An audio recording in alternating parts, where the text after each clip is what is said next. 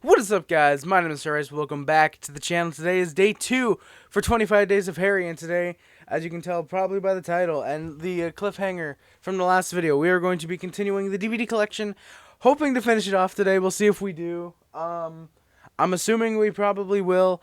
Yeah, I'm gonna get right into it because holy hell, the last video was god near, what, 2.5 hours?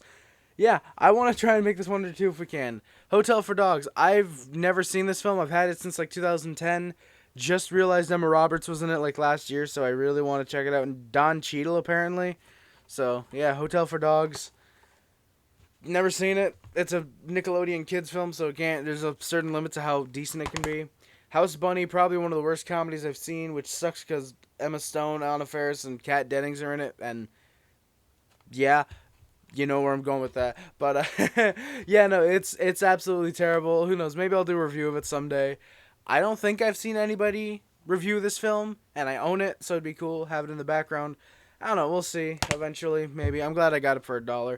How to Lose Friends and Alienate People. This is a pretty fun movie. Simon Pegg, Kirsten Dunst, Jeff Bridges. Yeah, Simon Pegg gets a job working at a pretty like popular newspaper, and yeah, he tries to go out with Megan Fox, and Jeff Bridges is there. He's pretty funny. It's not a bad movie. Hugo from Martin Scorsese. I didn't even realize he did this film until a couple years ago. It was only $5. I bought it recently. Should be interesting. I've heard it's actually really good, so I'll check it out.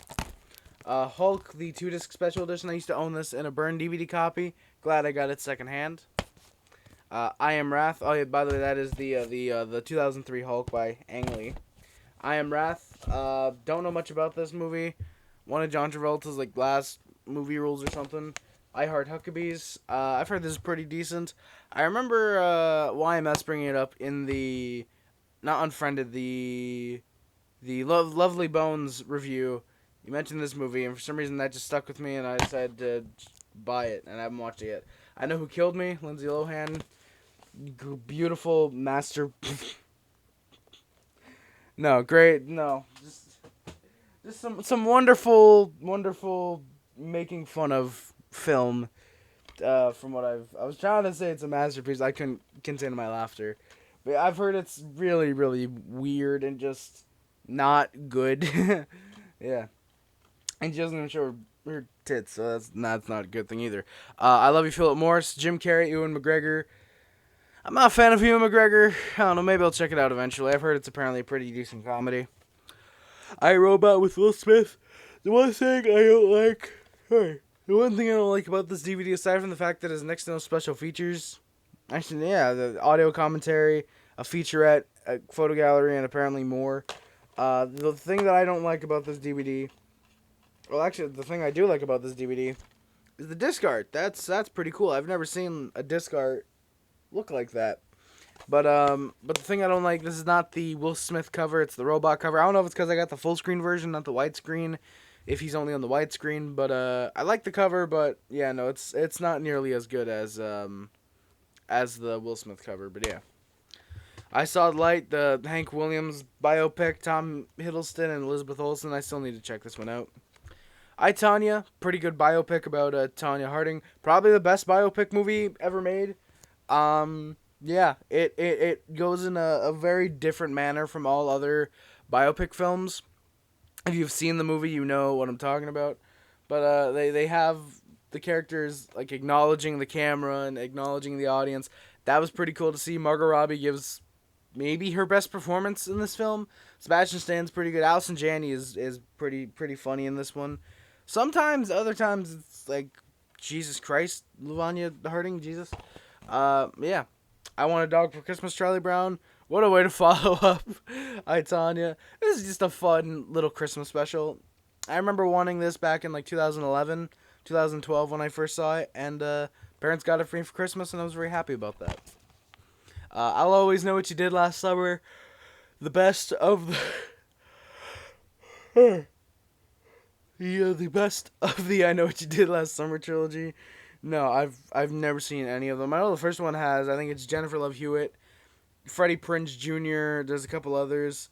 And then by this point, they were straight to DVD. I think this came out in 2006. Yeah, I've been meaning to check this one out. I've never have, and who knows, maybe I never will. Ice Age, pretty alright kids film. It's decent. It's whatever. However, for me, Ice Age: The Meltdown is the one I go to. I vastly prefer the first one. Oh, it's not in here. Oh, shit.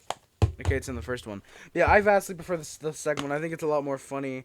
I think it's weirdly in a way more grounded, even though the first one is literally the only thing is, hey, we just got to get this baby back to its tribe, which could in a way to some people probably be a, hey, no, this is a pretty out there plot or whatever. But like the second one's like, hey, we have to hold off the Ice Age, we have to hold off the Ice Age.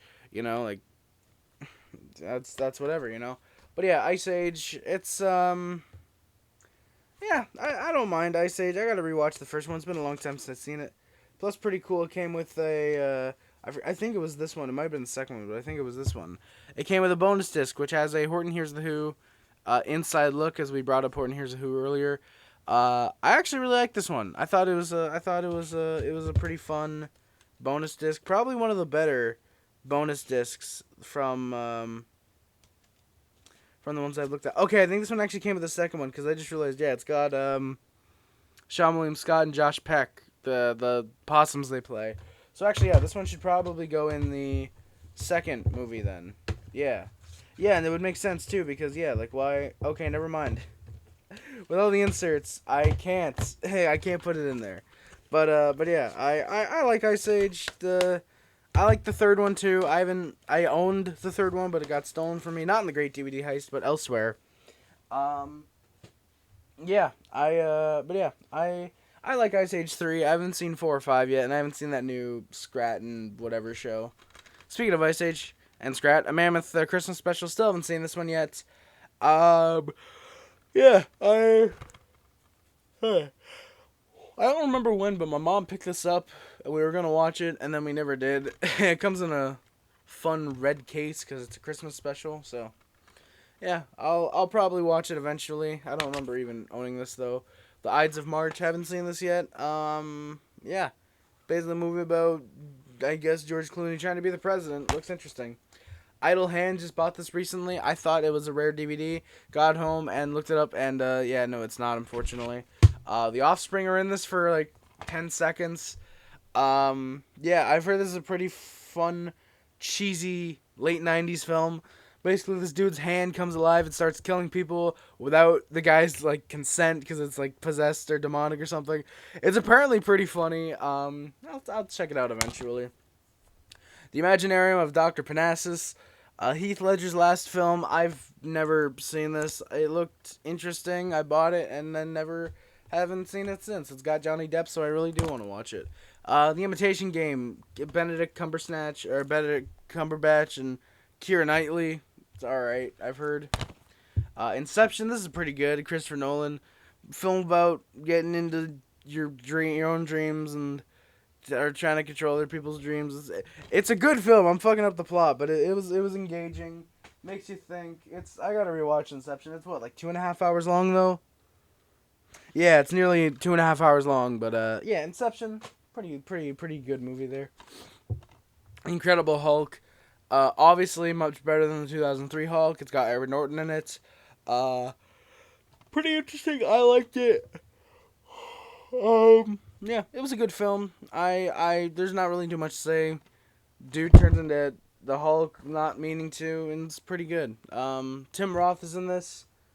Weirdly enough, like, I like Tim Roth, but weird he would do this. I find it weird Tim Roth would do this, and then Edward Norton is also in this, like, the one mainstream film he seemed to have done.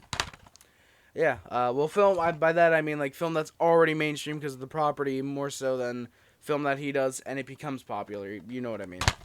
The Incredibles, this is a pretty fun movie. Family of superheroes has to stop someone that Mr. Incredible, a prior super fan of Mr. Incredibles. It's pretty fun. I like it. Frozone, really, really funny. I like Samuel Jackson. And yeah, it's just a really, really fun Pixar film. One of the last good ones they made. Indecent Proposal. I bought this for like $5 and then found it elsewhere for like $1, and so that's paying. Jesus, I'm sorry about that, boys. Holy hell, I'm gonna try and edit that out. Jesus, that was wow. But yeah, Indecent Proposal still haven't seen. That was my rage coming out just there. But yeah, I still haven't seen this movie. Robert Redford plays a guy who offers Woody Harrelson's wife, Bruce Willis's former wife, Woody Harrelson in movie's wife, $1 million to sleep with him for a night. And I guess it like ends up clashing with Demi Moore and Woody Harrelson once it happens, and I don't know. It's apparently a decent movie. I haven't heard too much about it, but I've been meaning to check it out for a couple years. Yeah, maybe I will eventually. It looked interesting. The Informant. Matt Damon looks interesting. Yeah, I gotta check it out. Inglourious Bastards. Brad Pitt. Another Quentin Tarantino film. This one's pretty funny. I like this one. Weirdly enough, a Tarantino film being more funny than anything.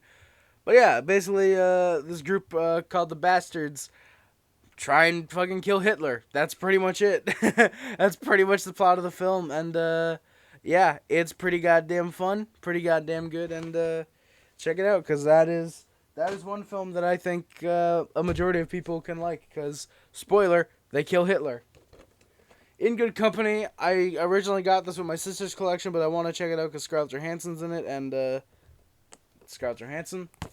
Inside Lionel Davis, I remember watching this once a couple years ago when I got it, and it was okay. It wasn't amazing. It was an okay film. I gotta probably rewatch it though now that I've gotten older and more mature and can actually probably appreciate it for what it is. The only issue I have is that Carey Mulligan's in it, and it's Carey Mulligan. I think that's all I really got to say about that. But yeah, if you guys do need an explanation on why I don't like Carey Mulligan, I'm Promising Young Woman. Insomnia, Al Pacino, Robin Williams, and it made by Christopher Nolan. Great film about a guy who tries to catch Robin Williams who's killing people, and he doesn't. And Al Pacino doesn't know how to go about like catching him in the act to incriminate him and you know, put him in jail. Pretty fun movie. Really interesting. Robin Williams plays a really good role in this. Al Pacino's pretty good. Hilary Swank's also pretty good. She's in this. I forgot how she plays into the plot, but it was good. I remember liking it, and I gotta rewatch this one. It was pretty good. Interview with Sienna Miller and Steve Buscemi, directed by Steve Buscemi. I gotta check this one out. I really like Steve Buscemi. It's a work he directed. I wanna check it out. I probably will eventually. Iron Eagle, Iron Eagle 2, Iron Eagle 3, Aces. I haven't seen any of these. I just bought these recently in that free lot I got from a family friend. And yeah, the Iron Eagle films, none of the spines match up, which is probably the best part of that. Yeah. Iron Man 2-disc special edition. Very happy about that. Has 4 hours of exciting new special features. That's a sticker, and I'm not going to take it off because that's a sticker. But yeah, Iron Man. Everybody likes Iron Man, I think. It's a pretty fun movie. Probably one of the best MCU films. I'd say it's probably this. Yeah, this is probably the only real good MCU film, now that I'm thinking about it, actually. I've really soured on the MCU, honestly. I've really soured on the MCU, aside from this, Hawkeye, and there's one other thing. I can't think of it right now. But yeah, like, I've really soured on the MCU. It's really not that good. It's not that deep, you know. It's people try to find all these deep meanings about it, and it's like, no, they're just stupid, dumb superhero films. It's like, if you like them, that's awesome. More the power to you. Enjoy your superhero film. I'm just not into them really much anymore. I'll watch the ones I like. Like, I'm probably going to watch Guardians of the Galaxy 3. Oh, Guardians of the Galaxy, that's another good one, actually. I'll probably watch Guardians of the Galaxy 3, and I don't know, I still want to check out Thor 4 just because it's really bad, and I like making fun of bad movies. Spider-Man No Way Home, that was an okay one. That was pretty decent. Not much to it, though, aside from the 3 Spider-Men getting back together, really. But yeah, it was okay. Speaking of okay, It. I still haven't seen Chapter 2, and I need to. But yeah, It Chapter 1 on Blu-ray. Still haven't opened it. A couple special features. That's pretty cool. I was gonna say Sadie Sink's in it, but no, that's what's her name? Sophia Lillis. Haven't seen her too much, surprisingly, after this movie. So I don't know if she's just like not acting or not getting roles or what. I'm gonna try and turn the camera a little bit. There we go, because I keep veering to the left. Eventually, I'm gonna get to here. But yeah, it was alright. If you guys know the story, killer clown haunts these kids, doesn't kill them, but fills them with fear, and comes back 28 years later, which in movie time is apparently only about 2 years. So, yeah, chapter 1, it was okay. It was fun. Better than the Tim Curry one, most likely, but kind of slow at some points. It's a Wonderful Life just got this one recently. It's got pretty interestingly the color version and black and white version, which is apparently, from what I've heard, the best way to check it out is the black and white version. So yeah, I'm glad they do give you the options. I believe that they're on separate discs too. I believe. Yeah, they are on separate versions. Yeah, so it's the. Oh, that's kind of cool. They just have like the 60th anniversary edition, and then the black and white version, or the color version on its own disc. I do like that they label the color version, and I like that they don't label both. So it's like, hey, here's the color version. Make your distinction. Eliminate the color version. What's on the other disc? I do like that. They give you that. They give you the credit to be smart and know, hey, obviously the color version is not going to be on both discs. But yeah, It's a Wonderful Life. Might be interesting. I don't know. Maybe I'll check it out. Christmas is coming up. Who knows? Maybe the time this video goes up, maybe I've seen it and I like it. Or maybe I hate it. Maybe I'm in between and I think it's decent. Who knows? The Italian Job. Yeah, Charlize Theron, Mark Wahlberg, Edward Norton. I think that's Jason Statham. I'm trying to see on the back of the DVD. Seth Green's in this too. Yeah, Mos Deep. Yeah, Jason Statham. Interesting cast. Weirdly enough, Edward Norton didn't want to do this movie. Basically, what happened was, I think Edward Norton signed an agreement with Paramount to give him, I think, like 3 or 4 films. He did the amount of movies prior to one. He really wanted to do one film. I forgot who it was. I think it was Frida with Salma Hayek. I think it was Frida. And so Paramount let him, as long as he came back to do a film of their choosing. Like, they sued him or something, and to drop the case, he had to do The Italian Job. And yeah, that's a pretty fucky way to get him in this, but it's more Edward Norton. I didn't buy this at retail, and I don't think there's an Italian Job 2 coming out anytime soon. So yeah, there's also a PS2 game based on this apparently. Maybe I'll play that. I don't know. Maybe we'll do something. I don't know. We'll see. It's the Easter Beagle Charlie Brown. Classic Peanuts. Might actually watch this later, because I remember really liking this as a kid. Yeah, I like it. Great Pumpkin Charlie Brown. I don't think I've ever seen this one, actually. I might have said in prior DVD collections that I've seen this. I don't recall ever seeing it in full. I recall seeing clips. But I don't think I've ever seen this one in full, actually, now that I think about it. I should probably change that sometime in the future. Oh, then I gotta put these ones down. Sorry, boys. Alright, here we go. We got Jackass the movie, Jackass number 2, Jackass 2.5, Jackass 3, or Jackass 3D. Apparently they didn't have the 3D technology at that point. Jackass Forever. Got this one recently for my birthday. So I still have every single Jackass movie released on DVD, except for 3.5 at this point. And I don't think 4.5, unfortunately, is ever going to get a DVD release, because, god damn it, why can't we have nice things in the world? But yeah, Jackass the movie, pretty funny. I like it. Probably still when they were very immature, which makes it very funny. Jackass number 2, which in my opinion is my favorite. I think Jackass number 2 definitely makes me laugh the hardest. Pretty fun. 2.5, still pretty funny. Really interesting look at the kind of the behind the scenes and how much footage they really film, that they could make 2 fucking films and still have room for deleted scenes on both this one and 2.5. You could take the bonus scenes, I'm pretty sure, off of 2 and 2.5, put them in 2.5, and you'd still have your normal running time for a Jackass film, because this is still only an hour and 4 minutes. Thankfully I got all 3 of these in a 3-pack. $10 too, which was really good. It sucks that I lost the sleeve, because I would still really like to have the sleeve. I'm sorry I'm jagging off Wee Man's body right now. But yeah, all 3 of these came together. Very happy with that. Jackass 3, the first Jackass movie I got 3, and then I bought the first 3 later. Well, technically the first 3. But 3, it's pretty fun. I still like it. It's good. Very nostalgic for me when I went back and rewatched all the Jackass films in preparation for Forever. Oh, no way, I forgot. I still got the 3D glasses, and I still got the digital copy, which is really crumpled up for some reason. I'm not going to show you the code, but like, yeah, you guys can see. I don't know how it got like this. I don't know if I like crumpled it up one time and then I was like, oh wait, no, yeah, I should keep that. I don't know what happened to this, but yeah, this actually could make like a decent poster. If I could take all the digital copies that came with my DVDs, I probably would. Oh, what the fuck? Oh, what the hell is it really? No way. Oh, I always thought the second disc was like a DVD of it. Wait, no, it had to be, because that's how I remember watching the film. Yeah, Blu-ray DVD digital copy. Yeah, okay. But yeah, Jackass 3, it's pretty fun. I like it. It's a good movie. It's interesting. Jackass Forever, this one was pretty funny. I'll admit, this one might be better than 3D. I really found this one really, really funny.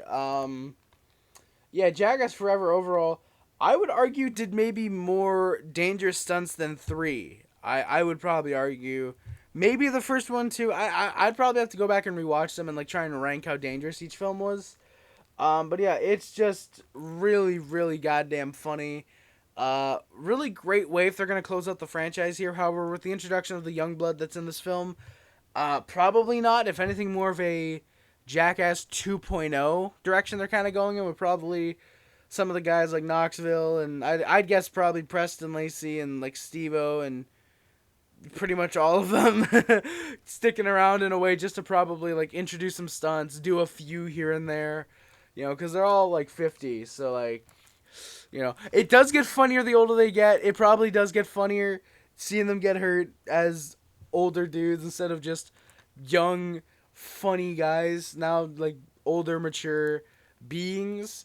But yeah, it's funny to see them get beat up now, and they're still really, really damn funny, especially Johnny Knoxville and Chris Pontius. I think they especially get older with age for sure. But it's pretty fun. Jackass, if you guys are a fan of it, yeah, then you guys know about these. If you're not and you haven't checked them out yet, please watch them because they're really, really funny. Jackass movies are really great. Also, Jackass Forever has a really, really good way of implementing the new cast, just kind of mixing them in there, giving them some like trial stunts in a way. Pretty fun. Jackass Forever. Very likable Youngblood as well, by the way, which is really good. That's actually really, really good. So yeah, there we go. Oh, this is a good one. Jackie Brown, another Tarantino film. Great cast. Pam Grier's in this. Samuel L. Jackson, Robert De Niro, Michael Keaton, not Robert Redford. What's his name? The guy who Better Call Saul. What's his name? Robert Forster. Robert Forster's in this.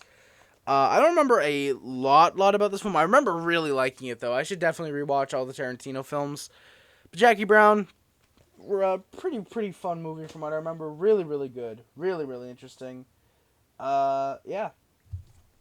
Jamie Foxx, straight from a foxhole. Never seen this one. Looks like interesting stand-up though. Jamie Foxx when he was like first starting out. Jason Bourne, haven't watched this one unfortunately, as my parents did pay $27 for this one. But yeah, haven't seen this one ever. Maybe I will eventually. I gotta watch all the Bourne films sometime. So yeah. Jaws 30th anniversary. This is how we're gonna end the first stack of DVDs. But the Jaws 30th anniversary set. Yeah, it comes with a fun little book. Never seen Jaws. Want to eventually. Killer shark terrorizes the beaches until some people, including Roy Clark. No, not Roy Clark. What's his name? Go out to sea, try and hunt and kill Jaws. So yeah, pretty good movie from what I've always heard. It's always one of Spielberg's like best films from what I've seen. I gotta watch it eventually. I've gone 20 years without watching Jaws. What's another 20 more? If I even make it to 40. But yeah, guys, that's gonna do it for the first stack of DVDs. I'm gonna come back to you very shortly with the next stack, and we'll see where we go from there. Hopefully it's up, maybe down. Who knows? We'll see. Maybe you're sticking around. Hopefully you are. I'll be back with you guys in just a few moments. And we're back. Hello. So we got the next stack of DVDs here. We're going to get into them really quickly. So Jaws 3D, unfortunately not a 3D DVD, which is very much a missed opportunity, definitely. I believe regarded as the worst Jaws sequel, which I don't know how Jaws 4 can't be worse than this, but alright. Jay-Z, Fade to Black. This is when Jay-Z faked a retirement in like 2003. Interesting. I picked it up. I'd never seen it before, and yeah. Jeff Foxworthy, you might be a redneck. You might be a redneck if and check your neck. Haven't seen this yet. I liked Jeff Foxworthy when I was a kid. And I don't know. Maybe I'll like it now. Jerry Maguire, never seen it. I guess this guy's trying to get some dude into the NFL or something. I've never seen it. Jesus Henry Christ, never seen it. Looked like an interesting cast. Figured why not? I'll give it a pick up. I'll pick it up. John Wick, pretty badass movie. Keanu Reeves goes after a bunch of guys for killing his dog and I think his wife too. Yeah, pretty good revenge movie. I like it a lot. Check it out. Johnny English. I wasn't a massive fan of this one. I thought it was all okay. There were a couple jokes that were funny, but overall it was just not a good spy movie parody. John Malkovich was fucking hilarious, though, unfortunately. Not unfortunately because of John Malkovich, but just unfortunately he was the only part. Rowan Atkinson can be really, really funny. Joker, pretty damn good movie. Joaquin Phoenix, Robert De Niro, Arthur Fleck turned into the Joker. That's kind of the basic plot summary. That's kind of what you gotta say. Jonas Live as we roll. I haven't seen it yet. Inherited it from my sister's collection. Jumanji, pretty fun movie right here. Kind of a killer board game, technically in a way. Robin Williams as a kid gets sucked into the board game Jumanji. These other kids find it. Kirsten Dunst and I believe David Alan Grier is the other one. But Kirsten Dunst, who is a big time actor now. It's really funny seeing this was one of her earliest movies. This, Interview with the Vampire, and I feel like there was one other film she did that I know of when she was like really, really young, and then she transitioned to like Virgin Diaries, Virgin Suicides, Spider-Man, and now she's like no, it's Kirsten Dunst. You know, she's garnered respect. But Jumanji, pretty fun movie. Robin Williams gets sucked into this board game, and these kids find it, they unleash him, and end up releasing a bunch of other things in the real world. Pretty fun movie. I like it. Fun kids movie. 90s cheese. It's interesting. Juno, girl gets pregnant and Michael Cera's the dad. That's kind of the plot. Movie about teen pregnancy, basically. Pretty good movie, actually. I like Jason Bateman in this one. J.K. Simmons is pretty good. It's people say the movie is dated now. I saw it, I think, 3 years ago. I wouldn't say it's dated. I say it's more of a not necessarily a product of the time, because I don't like using that phrase, but it's very much like a time capsule of like 2006, 2007. It's very much reflecting how people thought at that point and how like kids kind of talked, I guess. Very interesting movie. I like it. I know I've said very interesting a lot. Someone's going to do a compilation of how many times I say very interesting this year, I guarantee. But Juno, I like it. It's a good movie. I got to rewatch it. Ju-On. This is probably a movie I'm never going to watch, honestly. The original, the inspiration, I guess you could say the inspiration for The Grudge, the 2004 American remake. I haven't seen it. There's a jump scare in the main menu, I know that. Yeah. Just for Laughs, Stand Up Volume 1. I bought this because it's got Dave Chappelle and Sinbad on it. I think there's a couple others I know. Yeah, Steve Harvey's on here. David Alan Grier. David Alan Grier from Jumanji? Is that like the kid? That has to be, right? Holy shit, that's funny. That's funny. Patrice O'Neal's on here. It's overall, like, here's the thing. For it being an hour and 23 minutes, I'd guess everybody gets maybe like 10 minutes or something, because there's like, there's like 12 comedians. Everybody, I guess, would get like 8 minutes, or maybe like some are cut shorter, some are longer. I guess Dave gets probably like 20 minutes because it's Dave Chappelle. And also Just Friends. I haven't seen this. I inherited it from my sister. From my inherited. Chris Klein from American Pie is in this. Anna Faris. Of course, Ryan Reynolds, as you can tell by the cover. Amy Smart, who's best known for her one good role in The Butterfly Effect. She's also in that one. Yeah. Oh, this fucking movie. Kangaroo Jack. Fuck this movie. Michael Shannon's in this. The fuck? Where the fuck was Michael Shannon? Maybe I would have liked the movie then. Yeah, I don't fucking remember Michael Shannon being in Kangaroo Jack. I gotta rewatch Kangaroo Jack because one of my favorite actors is in it. So, yeah, basically it was a mob movie that they ended up changing into a kids film because they didn't think that the movie they had was good.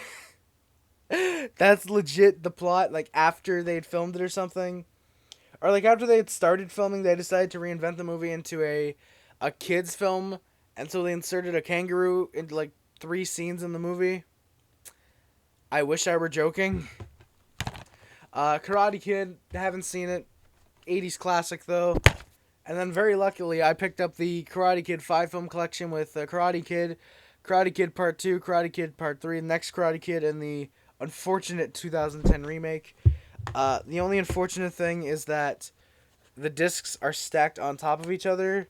So it's actually surprisingly if I can get the fucking thing out, it's actually surprisingly a 4-disc set. You got the first one, if I can unappeal them, Part 2 and 3, which I really like that they're done that way.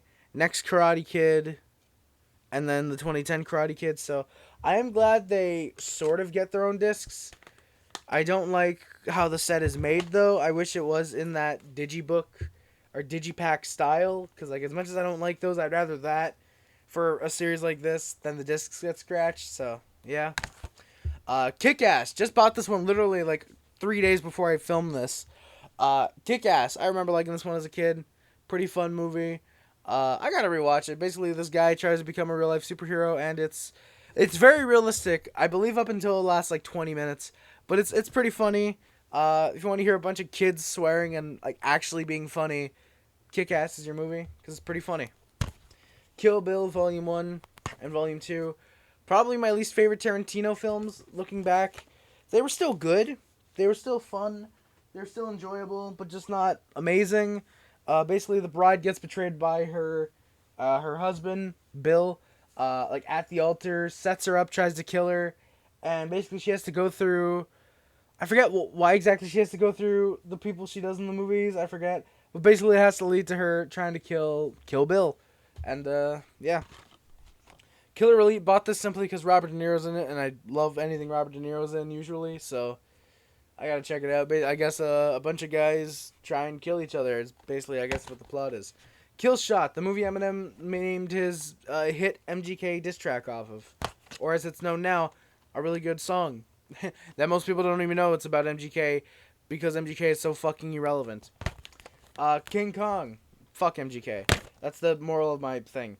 King Kong, the deluxe extended cut. Have not seen either version of King Kong.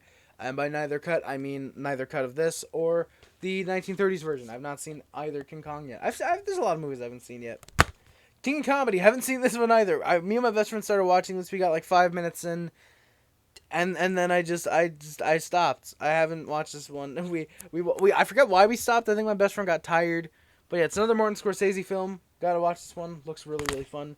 Knock Knock, a weird erotic thriller starring Keanu Reeves. I've meaning to check this one out because I love Keanu Reeves, and almost anything he's in, I'll at least partially enjoy. And if it's not good, I can at least make fun of it usually. So, Bill and Ted. Yeah, Knock Knock. I don't know. I feel like this is a good review piece. Because, like, there's apparently not much nudity. There's violence, sexual violence, as the back of the DVD puts it, and disturbing content. I feel like this would be a really fun movie to make fun of and like do a review of. I don't know. Well, I don't know. Maybe I'll see. I still haven't watched it all the way. I've seen parts of it because it was on TV one day. Yeah, weirdly, Knock Knock, the sexual erotic thriller, was on TV one day. Not a porn channel, a standard TV channel as well. And it looked fun. It looked interesting. I don't know why I keep using the word fun. It looked interesting. Yeah, the one movie that actually did look interesting. I gotta check it out. So I don't know. Maybe I will. I still need a DVD drive for my computer. I don't know. Maybe I'll load up my PS3 sometime if I can get my charger cable. I probably have it by now because this movie's coming out in December. This movie. Technically, I mean, fuck, how long it probably will be. This is pretty much a movie.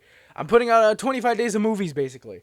God, I don't want to do that next year. Don't make me do 25 days of movie reviews. Jesus, I'd rather shoot myself. Not kill myself, just shoot myself, like, in the arm or something, or in the thigh or something. But yeah, Knock Knock, I might review that eventually. Who knows, maybe. There's a ton of movies I want to review. Knockout, Steve Austin. I bought this solely because Steve Austin's in it. Apparently it was okay. My parents watched it. It was alright. Kong Return to the Jungle. Haven't seen this yet. I bought this because it was at the dollar store. This is back when they were constantly selling DVDs. Yeah. Kramer vs. Kramer. Oh, this and Jerry Maguire actually got at the same dollar store. Not as, like, this one, but, like, I got these at the same dollar store. They had some good movies, and I decided to pick these up. Haven't seen it, but Kramer versus Kramer. I can't wait to see Michael Richards in that. Krampus. This is a really this is a really funny Christmas horror film.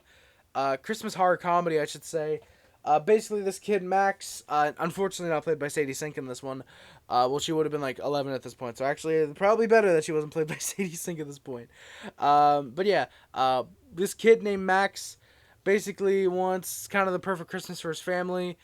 And he ends up ripping up this Christmas letter that he had, and it summons Krampus to come and torture everybody, basically.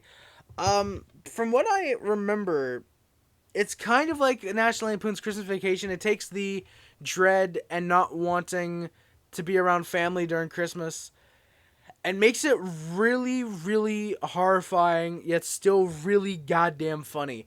For some reason, a lot of people did not like this movie, and I loved it. I think it's arguably as good as Trick or Treat, which is the other Michael Dougherty film. Apparently, he's working on a third movie. He apparently wants to get a sequel to Trick or Treat made, which I am all for. I wouldn't mind maybe a sequel to Krampus, but I don't know if you can replicate the magic of this one really easily. Trick or Treat, I feel like, is a much easier film to replicate. As much as I like that one, I feel like it's a little bit easier to replicate Trick or Treat over Krampus. But yeah, this is a great, great film. Love it. Check it out. I'm probably going to watch it sometime during this month with my best friend. Krampus is a really, really fun Christmas movie.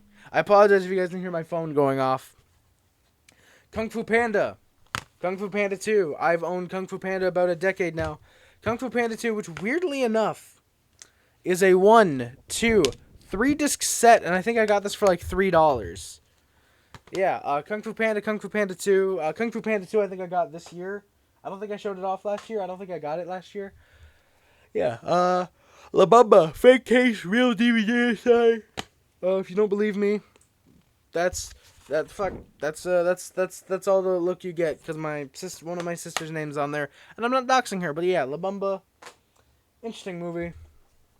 Ladder 49, Joaquin Phoenix, John Travolta. It's Joaquin Phoenix. I'm gonna check it out eventually. Lady and the Tramp, bought this because it's a part of the Platinum Edition. It was like $1.25, and then Disney movies went down because Disney Plus is a thing. But I don't know. I still want to check it out eventually, and I also probably will resell it eventually. Larry the Cable Guy, Health Inspector. I'd rather shoot myself than watch this movie again. Last Run. Last Run, that's probably the best way to put that movie. Yeah, The Last Run. Fred Savage kind of trying to shed his little kid image of fucking Wonder Years. Yeah, that can't happen. Law Abiding Citizen. Looked interesting. I want to check it out. It's a thriller. Looks fun. Leaves of Grass. Edward Norton. Tim Blake Nelson. Susan Sarandon's in this. From what I remember, I like this movie. It was pretty funny. Edward Norton plays a dual role of twin brothers, as one brother has to come home to kind of try and take care of the other, and like gets involved in like this plot to. Oh wait, what? Oh, okay. Okay, yeah. So basically, this dude comes home after learning his brother had been killed in a drug deal, but he hadn't. It basically, he wanted him home to like help him out with his big deal. It was a pretty funny movie from what I remember. I gotta rewatch it. It was good from what I can remember. Left Behind, World at War. This movie's got Kirk Cameron, which is how you know it's gonna be pure absolute shit. Is when Kirk Cameron's in your movie. That's when you know you've hit rock bottom. You can't recover from Kirk Cameron. Legend of the Bone Apple Dragon came with How to Train Your Dragon, which I don't have anymore. That also got stolen from me, unfortunately. Lewis Black, Stark Raving Black. Gotta check that one out eventually. Another stand-up. I own a decent amount of stand-up. I'm happy about that, actually. Liar, Liar, pretty funny. Jim Carrey, Jennifer Tilly's in this. Pretty fun, yeah. Jim Carrey. A lot of the early shit he did was pretty funny. Yeah. Dude can't stop lying for 24 hours after his son makes a birthday wish. It's a fun movie. The pen is blue. Lilo and Stitch 2. Stitch has a glitch. I remember watching this as a kid. Yeah. I bought it. Thankfully not for fucking $24 Walmart. For a movie that's what, an hour and 8 minutes. $24. Jesus Christ. But, yeah, I bought this for like $1.25. Yeah, another Disney movie. I've been upgrading my Disney collection. As much as I hate Disney, I've been buying some of their movies because I know the resale value is going to go up once people realize, hey, Disney Plus is not that great of a service, or eventually it shuts down. The Line, Ray Liotta, haven't seen it. Rest in peace, Ray Liotta. Really weird saying Ray Liotta is dead because I keep forgetting he's dead because I don't want to believe. Andy Garcia, who I think was in The Sopranos. No, he was not. He was in Godfather. Okay, that's how I recognized him. He was in Godfather. Little Fockers, the third of the Fockers movies. I don't think they've made a fourth one. I don't think there's any plans to make a fourth one. I've heard that's easily the worst of the three, so that's going to be fun. Little Nicky, Adam Sandler. I love Adam Sandler. I don't care what anybody says. I love Adam Sandler. He's really goddamn funny. I got to watch this one. I haven't seen it. One of the few Adam Sandler comedies I haven't seen yet. Yes, I've seen Jack and Jill. Little Women, I bought this specifically because Winona Ryder's in it, and it's Winona Ryder. Do I really need another reason to buy this movie? Kirsten Dunst. This is the other film. Okay, well, I was talking about like Jumanji. This was the other film that I was talking about that she did before she transitioned into... It was Little Fucking Women. This is the movie. Susan Sarandon's also in this. I feel like there's one other actress. Claire Danes. Christian Bale's in the... How have I not watched this yet? Okay, yeah, I'm probably going to be watching Little Women within the next, like, year, probably. Yeah, I might watch the remake. I know Saoirse Ronan's in it. Saoirse Ronan. God damn it. Emma Watson's in it, so that turns me off of it a little bit, but then, like, oh, Saoirse Ronan's in it. It's like, I don't know. It's a conflict of interest with my penis. But Live from Austin, Texas, Dwight Yoakam. I haven't watched it yet. Great songs are on here. Great songs. Guitars Cadillac, Smoke Along the Tracks, 1,000 Miles, Honky Tonk Man, Streets of Bakersfield, Buenas Noches from a Lonely Room. She wore red dresses. I Sang Dixie. Great songs on this. If you guys can find this, if you guys are into country music, or if you're not, give it a listen, because holy shit, that's some great songs. Dwight Yoakam, one of the best country artists in my opinion.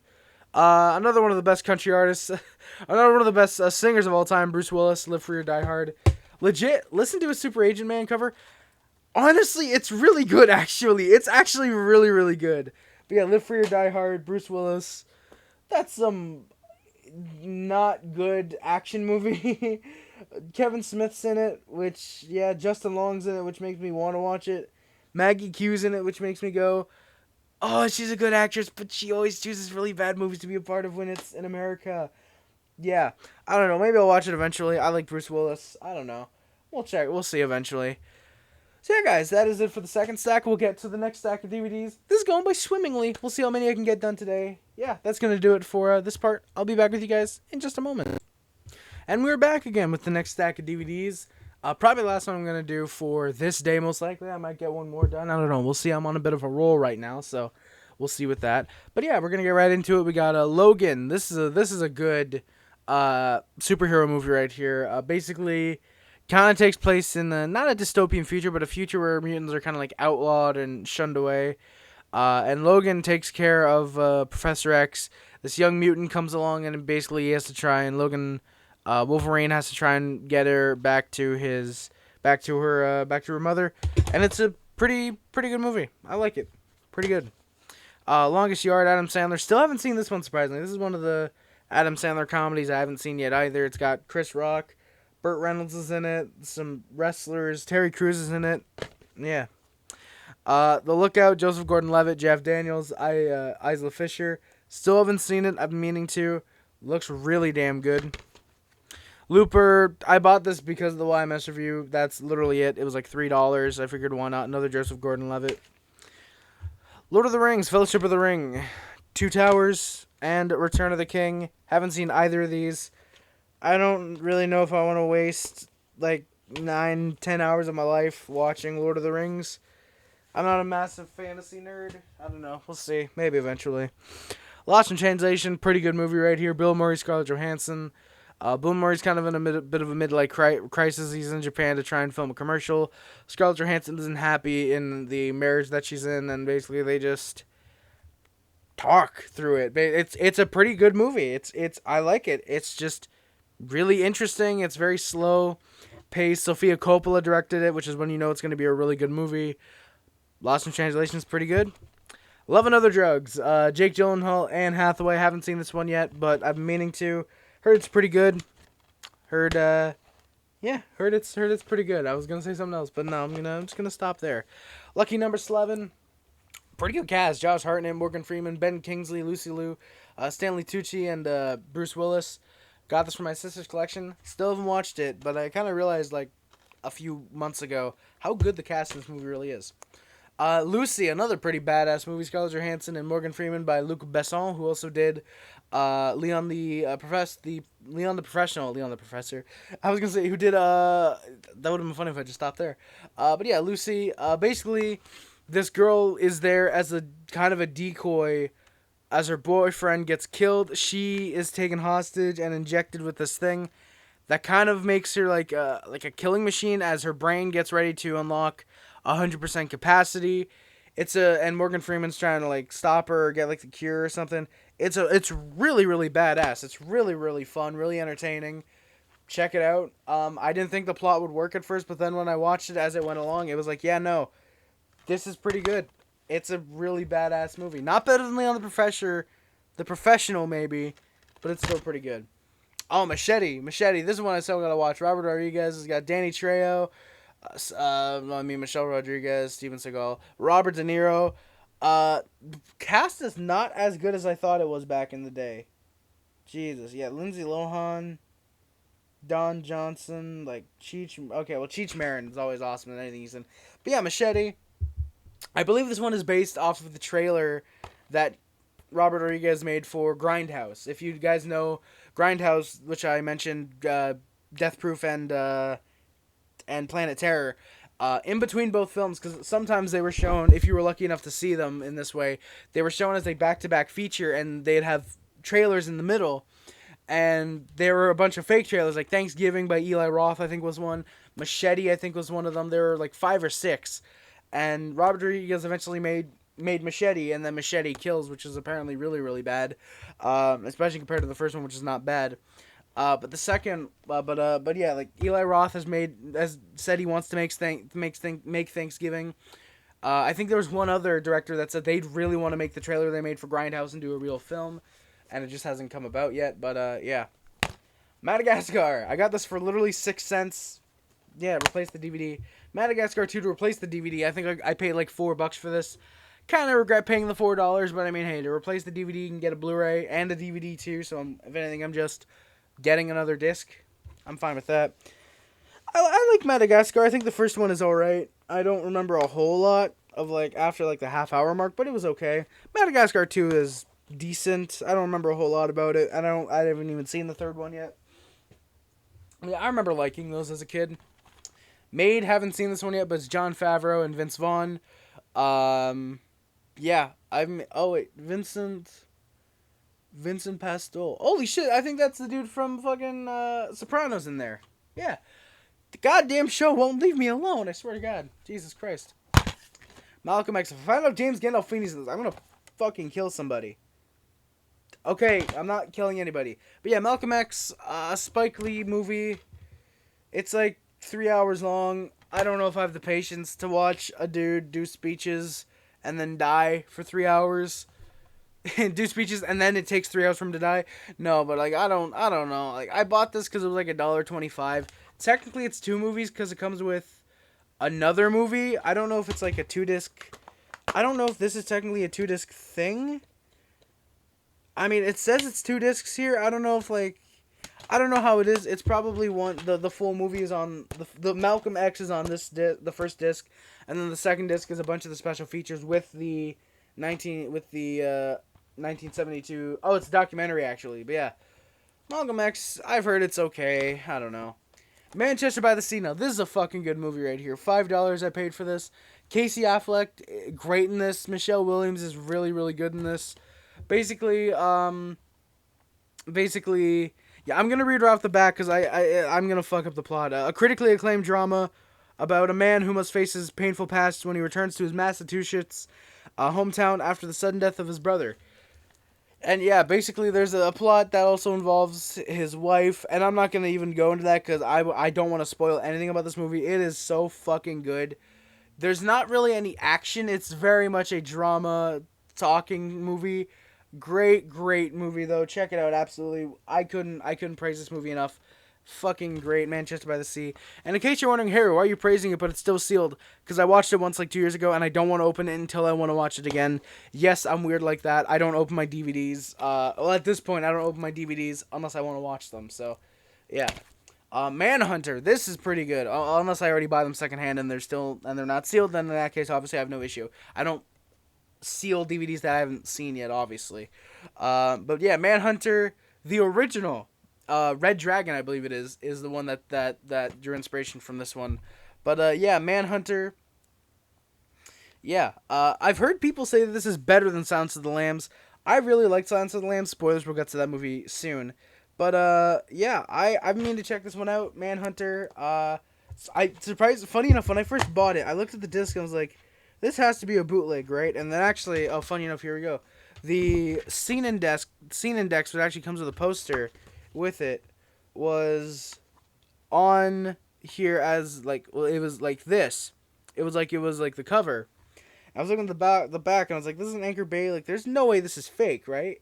And then I obviously found out that this is just an insert, and then this is the cover, and it's a real DVD. So, yeah, Manhunter. I'm very, very happy with owning this DVD. And wasn't the disc weird too? Never mind. No, it was a regular ass DVD. I thought it was. I think that's how I knew it was real. I think I checked it in the store, and that's why I bought it. Maniac 2012 remake. This is fucking good right here. This is one of my favorite slasher films. Elijah Wood basically has a fetish for scalping people. And he's got to scalp some bitches. And yeah, a lot of POV shots and really fucking good special effects. This movie, I think, really surprised me with how good the special effects were for, I'm pretty sure, being on such a low budget, like $4 or $5 million, something like that. This was a really, really good movie. Really fun, really creepy at some points, really engaging slasher film. Check it out if you love Elijah Wood, if you love horror movies, if you love the original Maniac and you haven't seen the remake yet. Check out this movie, because holy shit, that is some really damn fun stuff right there. Man Up, Simon Pegg and Lake Bell. For a movie starring two really funny people, it could have been a lot funnier. It was not that good in my opinion. I remember watching it. I've seen it once, and it just wasn't that good. From what I remember, it really just wasn't amazing, unfortunately. Like, it was okay. It wasn't great, unfortunately, which really sucks. And yeah, I don't know. We'll see. I don't know. Maybe I probably gotta rewatch it. I don't know. I love Simon Pegg. Lake Bell's pretty good. I gotta rewatch it. The Marine, unrated, with John Cena. I haven't watched it yet. Might eventually. The Marine 2 with Ted DiBiase Jr. The Marine 3 with The Miz. The Marine 5 with The Miz, Bo Dallas, Heath Slater, Curtis Axel, Naomi, and Maurice. Oh. Oh, I thought I had another one. Oh, I thought I had 6 for a second. Oh. Well, yeah, those are the Marine movies I have. Yeah. I haven't seen any of these. It sucks that I gotta get 4 and 6 now to complete the trilogy of 8 films that there are. Yeah, The Matrix. I haven't seen yet. UK Blu-ray one from Blue Collection. Go check them out. Doesn't do collection videos, unfortunately, anymore, or shit like that. Yeah, the Matrix 4 film collection, The Matrix Revolutions, Reloaded, Revolutions, and Animatrix. Haven't seen it yet. I think I bought this for like $5. I don't regret it at all. Yeah, that's another stack of DVDs. Some fantastic movies, and also the Matrix movies. Yeah, I remember trying to watch the Matrix once, and I just couldn't get into it. Yeah. Mean Girls. I don't know why I bought this. It was $1.25. Everybody keeps telling me to check it out, and I might eventually. I don't know. Maybe I don't. I don't know. I'm not a massive Lindsay Lohan fan. I'm not a big Tina Fey fan either, and I think she wrote this. Yeah, screenplay by Tina Fey. I'm not a big Tina Fey fan. I don't know. Maybe I'll sit down one day and give it a watch. Maybe because it's a comedy. Like, there's like, if it's not Adam Sandler or like really funny like Christmas Vacation, there's a certain level to how good it can be. I don't know. Mean Girls is okay. That's what I'm gonna guess. I'll think it's okay. It's not good. It's not terrible. Yeah. Meet the Fuckers. And Meet the Parents. The first 2 movies to Little Fuckers. Yeah, I haven't seen these either. I've wanted to for a while. I probably will eventually. I don't know. We'll see. Meet the Robinsons. This is a really fun animated film. I really like this movie.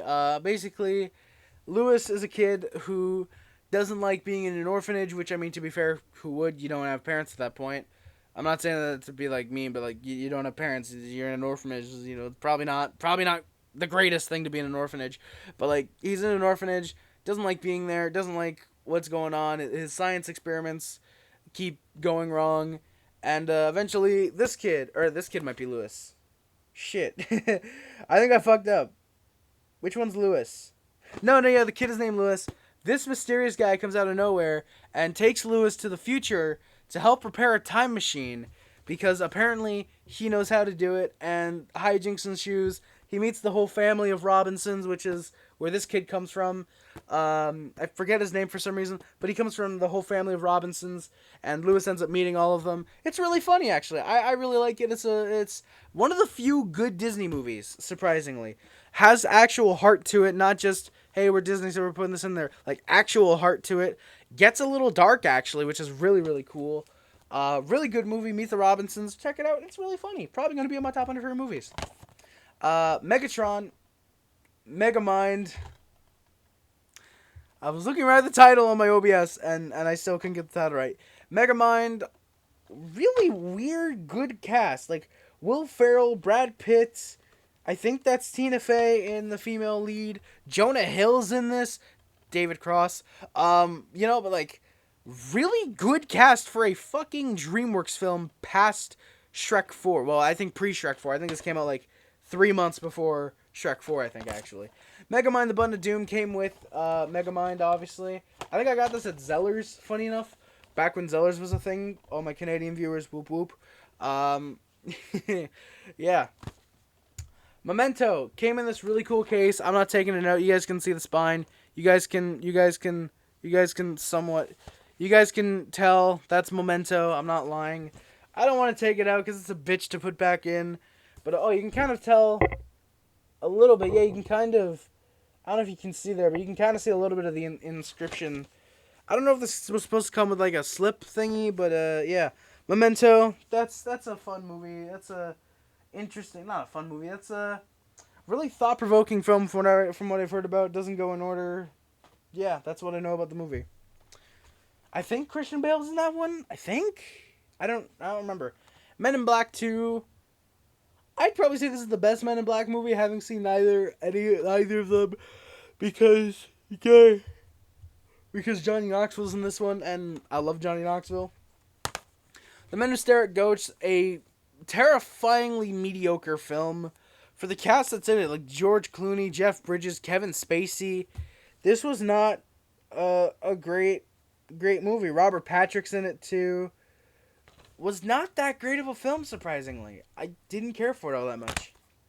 Mary Madagascar, I got this when we had moved into one of our old places in 2009, and I only remember that because I bought it, and then like that night I watched it with some family members, and I felt really, really sick for some reason because we had like Harvey's or A&W, and I really liked those restaurants, but I had that, and then like 10 minutes I was like, oh, I ate too much, I don't feel so good, or whatever. Like, for some reason my stomach really, really hurt after that, and that's what I always associate with Mary Madagascar, so W's, I guess? I don't know.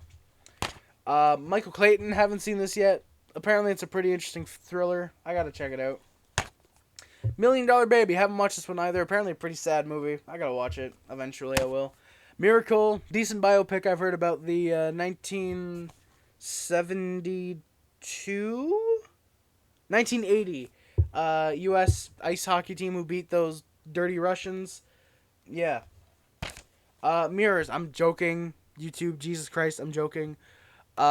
We support Ukraine because they're fucking obligatory. Mirrors, I just bought this one a couple days ago too. Interesting. Kiefer Sutherland is a guy trying to get over his wife's death, works at a mall, and these mirrors start talking to him. Looks like an interesting film. Yeah, doesn't this have like a twist ending or something? No, it doesn't say so. Thought it did. That's weird. But yeah. Mission to Mars. I haven't seen this one. Surprisingly, it's a Touchstone film, and it looks like an HBO film from like the 90s. So yeah. Mom and Dad, Nicolas Cage. Haven't watched this one yet. I've seen a review of it. It's apparently a jet black action comedy. It's a black action comedy with no blacks in it. Actually, no, there is a black person in it. There's a fucking Lance Henriksen's in it. The fucking boyfriend of the daughter is African American. Yeah. This movie is just fucking balls to the wall crazy. I've seen the Elvis the Alien review on it, and I regret watching that because Elvis the Alien is not that good of a content creator. But yeah, Mom and Dad, it's interesting. I've heard, and also Nicolas Cage, goated.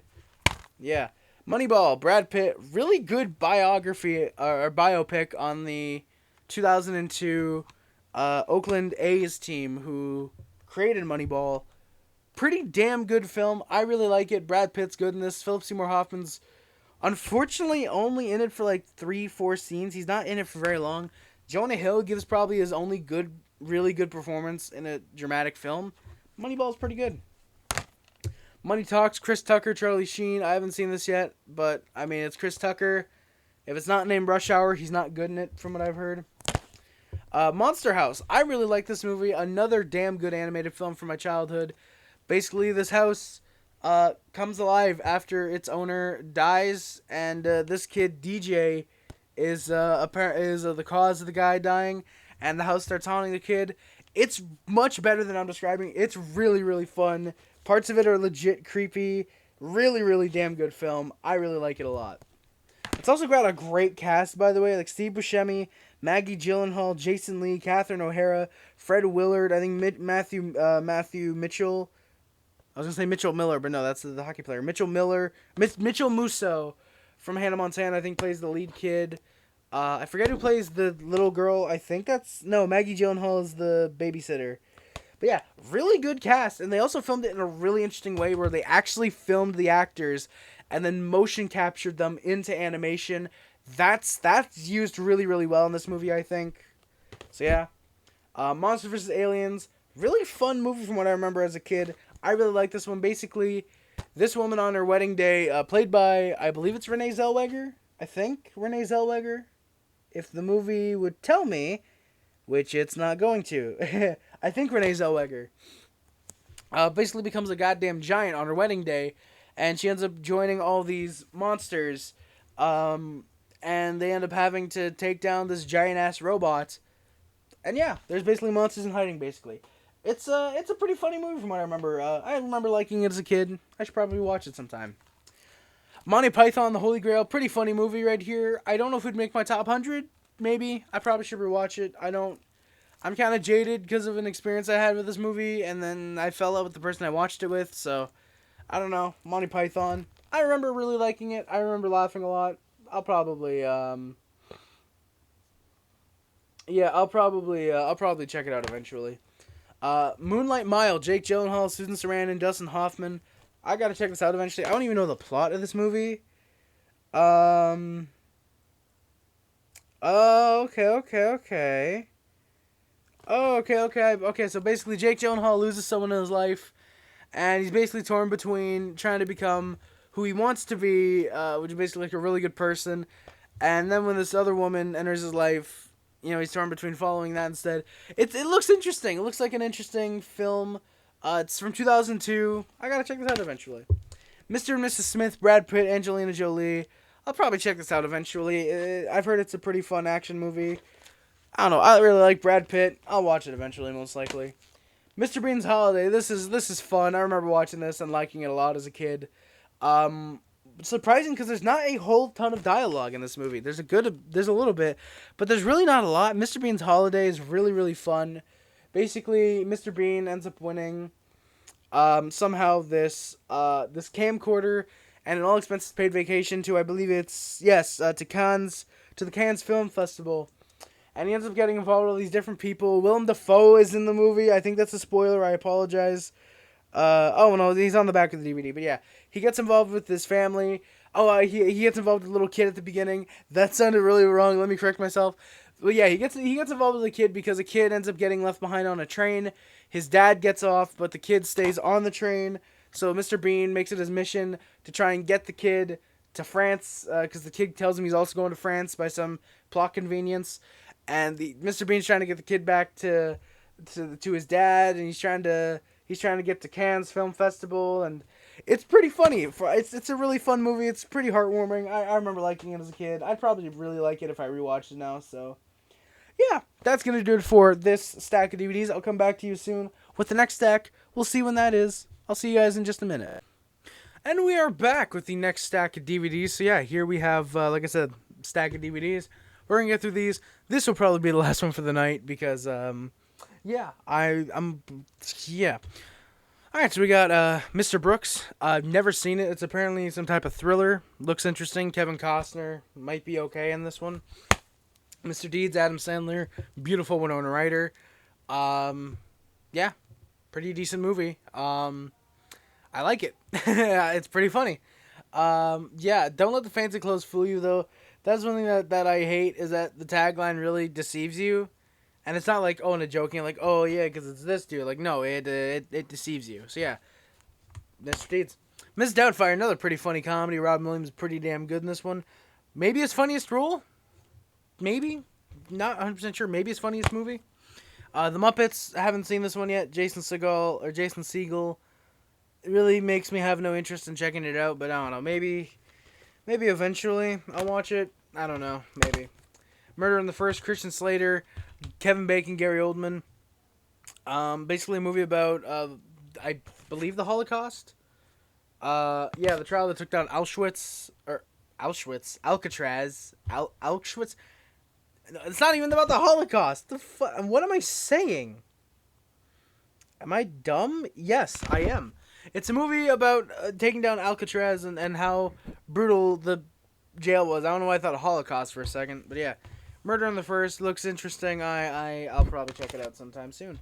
Murder on the Orient Express. I don't remember why I bought. I think I bought it because fucking Johnny Depp was in it and Daisy Ridler, and I think that's it. I think that's the only reason why I bought this movie. My Cousin Vinny looks pretty funny. Joe Pesci, Ralph Macchio, Marissa Tomei. I'm pretty sure I'll like that movie. I've got to check it out. My Girl 2. I remember watching these as a kid. I like the first one obviously a lot more than the second one. Pretty good. I like the first one, and yeah, basically just follows a girl's summer. Well, 2 summers technically, because there's 2 movies obviously. But yeah, basically follows a girl's summer vacation, pretty much, just her life basically, and yeah. My Old Lady. Haven't checked this one out. I bought it because it was at the dollar store. Naked Gun and Naked Gun 2.5, The Smell of Fear. Haven't seen these yet. I want to. They look pretty fun. Also, funny enough, with the first one, because this is the I Love the 80s DVD, if I can get the fucking snap clippers out, it comes with a CD. It comes with Lips Like Sugar, Chains of Love, Need You Tonight, and Take On Me. That's right, and I've looked, not on the disc. This is actually, I'm pretty sure, the first time I'm taking out the disc. It's a legitimate CD. The CD is in there. Yeah, and that is pretty weird that Naked Gun would come with a CD. Did I put it in the wrong way? Yes, I did. But yeah, that's pretty cool. So yeah, Naked Gun 2.5. I still need Naked Gun 33 1/3 and all the other 31 Naked Gun movies that I don't have yet. Nasty Baby, Kristen Wiig, Sebastian Silva, who directed it. Yeah, wrote, directed, and stars in it. Haven't seen it yet. I bought it. It was at Videotron. Looked interesting. National Lampoon's Animal House. Haven't seen it yet. Probably will eventually. Christmas Vacation. One of the funniest movies I've ever seen. Absolutely hilarious from start to finish. Really happy I finally own this without spending $10 on it. Special edition comes with an audio commentary and a trailer, and that's it. For a special edition, you get fucking gypped for features. Jesus. I mean, $1.25 I'm more than happy with, though. National Lampoon's TV, the movie, that's absolute dog shit. National Lampoon's Vacation, not as funny as everybody said it would be, surprisingly. I like Chevy Chase in this. Is it Anthony Michael Hall plays the son in this one? No, Randy Quaid. Anthony Michael Hall is the son of the third one, right? Is he not? He's not listed here. I could have sworn that. Oh no, wait, no, I'm retarded. Randy Quaid plays the. Randy Quaid is fucking Uncle. What's his face? Like, why can't I think of his name? Fucking, why can't I think of his goddamn name? Okay, am I? Randy Quaid. I can't think of who he plays. But yeah, no, I'm pretty sure it's Anthony Michael Hall in the first one, and then Johnny Galecki in Christmas Vacation. Yeah, so Anthony Michael Hall is pretty good in this one. I like him. National Lampoon's Van Wilder. I've got really no real interest in seeing this aside from the fact Ryan Reynolds stars in it. Yeah, I like Ryan Reynolds. What else can I possibly say? Natural Born Killers. This is a pretty fun movie. I really like it. Woody Harrelson, Juliette Lewis, Robert Downey Jr., Tommy Lee Jones, and there's someone else in this. Tom Sizemore. Tom Sizemore is also in this one. Basically, Mickey loves Mallory, and eventually they decide to start killing people. Pretty fun movie. Pretty hardcore. I like it. Navy SEALs. I got this year from that lot I told you about, guys, earlier at the yard sale, and got a couple DVDs. Gravity was in there. Yeah. Nick and Nora's Infinite Playlist. Michael Cera, Kat Dennings. No interest to see this aside from Kat Dennings and Jay Baruchel. I have three reasons to see this movie now. Then, Night at the Museum. This comes with the pretty cool lenticular cover, which weirdly enough is only really clearly visible on stream. And what I hate is that it's the guys, you can see it's the blue cover. I much prefer this one with all of the artifacts. And but yeah, like it's still a pretty cool cover. It's special edition. It does come with a lot of pretty good commentaries. It comes with 2 commentary tracks. On the second disc, there's a bunch of featurettes, deleted scenes, bloopers, a DVD-ROM game back when those existed, 2 Fox Movie Channel things, a storyboard to screen, and a Comedy Central reel thing. So yeah, that's pretty cool. Night at the Museum. I love this as a kid. Fun movie. Love DVDs that have a lot of special features. The night before, me and my best friend have kind of made it a tradition to watch this and National Lampoon's Christmas Vacation, like around Christmas, like the 23rd, 24th. This is a really fun movie. I really like it. Joseph Gordon-Levitt, Seth Rogen, Anthony Mackie. What's her name's in this? Mandy Colleen. Lizzie Kaplan, that's who I was thinking of. Lizzie Kaplan's in this. She's really cute. There's also someone in here that I'm not going to spoil because the first time I saw this movie, I was like, is that who I think it is? And she was like, yep, that is, because she had seen it before.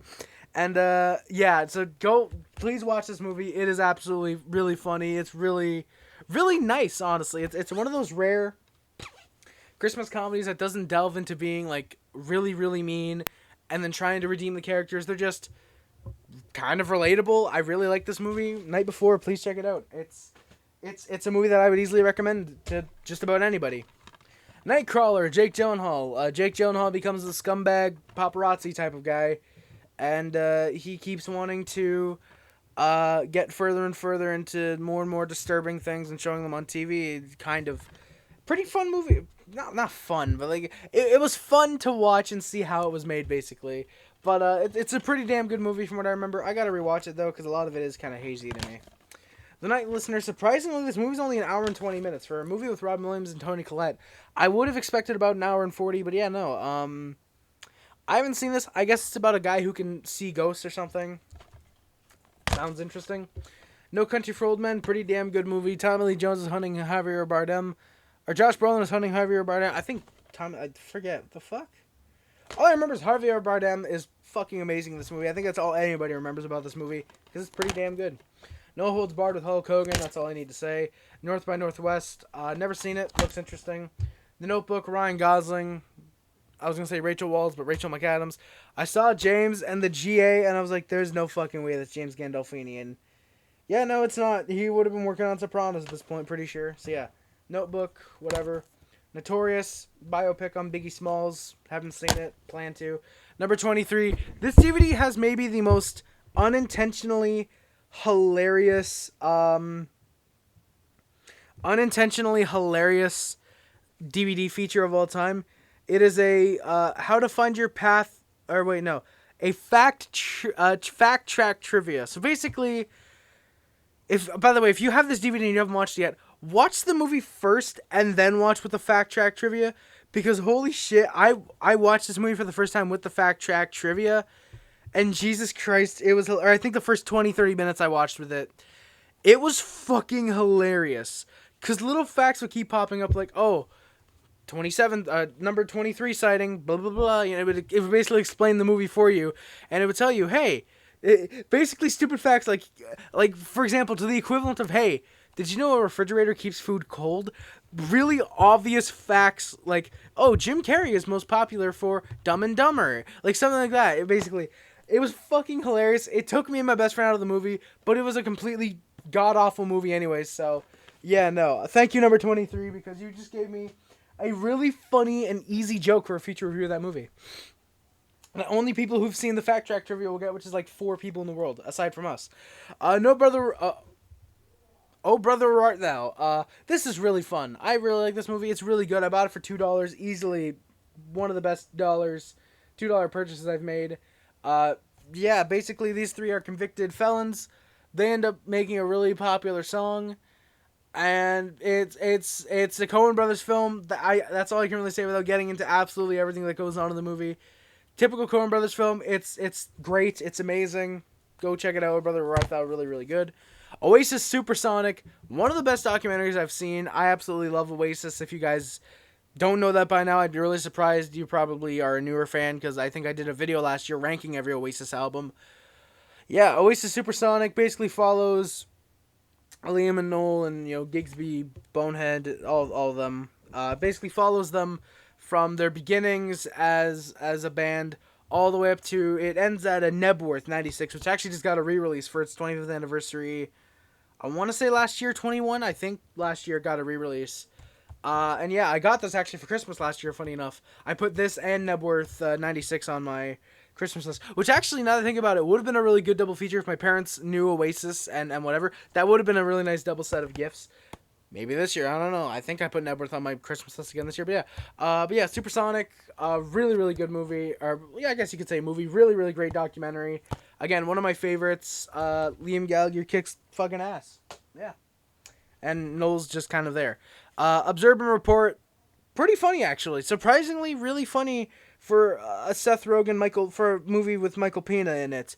Anna Faris is in this. She's really funny. Ray Liotta's really funny in this too. Seth Rogen's pretty good as a guy with Tourette's who ends up being a mall cop, wants to go with Anna Faris, and basically has to take down this flasher. That's kind of the whole plot of this movie, is there's a flasher in the mall that he's guarding, and they can't get him, and he's trying to figure out a way to, basically. It's funny. I like this movie. Honestly, kind of has one of the most badass fight sequences I think I've seen in a comedy movie, maybe ever. It's just so fucking kick-ass, just the way it's Seth Rogen against, like, these guys. I'm not gonna spoil it, but, oh, it's awesome from what I remember. It's pretty damn good. Ocean's 11, Ocean's 12, Ocean's 13. The only one I've seen is Ocean's 11.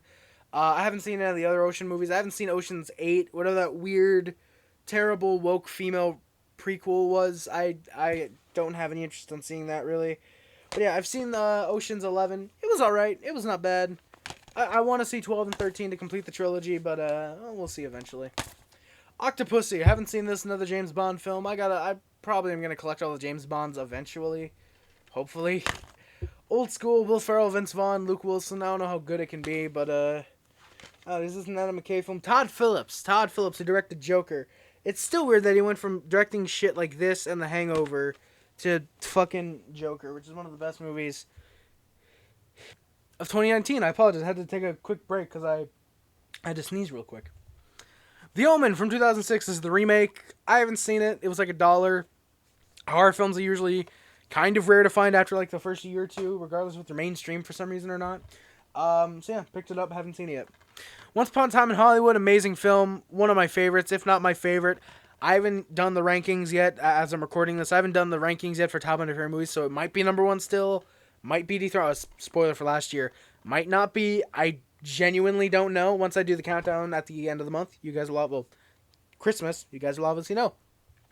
But yeah, Once Upon a Time in Hollywood, pretty good movie. Brad Pitt, Leonardo DiCaprio, Margot Robbie. Basically, it follows the life of Leonardo DiCaprio and Brad Pitt, Rick Dalton, and why can't I remember his goddamn name? Cliff Booth. Name slipped me for a second. But yeah, Cliff Booth and Rick Dalton basically follows them as Rick Dalton is becoming a fading figure from Hollywood after his show gets canceled, and he's basically just following him around, and it's a really fucking good movie. And then Charles Manson is in there. Yeah, this movie is what, 3 hours long, 3.5, 60, 20. Yeah, it's about 2.5, just about 3 hours, 12 minutes, I think. No, 2 hours and 42 minutes. I apologize. Almost 3 hours. I think there's a fucking 4-hour cut out there, or a 3.5-hour cut, something like that. There was something out there. It was like, it was a special edition that was going to get released, or that was released with like a 3.5-hour cut. I really want to see that because I want more of this movie.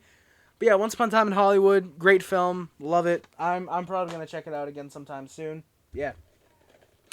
Once Upon a Time in the West. This is I haven't seen this yet. It's a Western, I know that.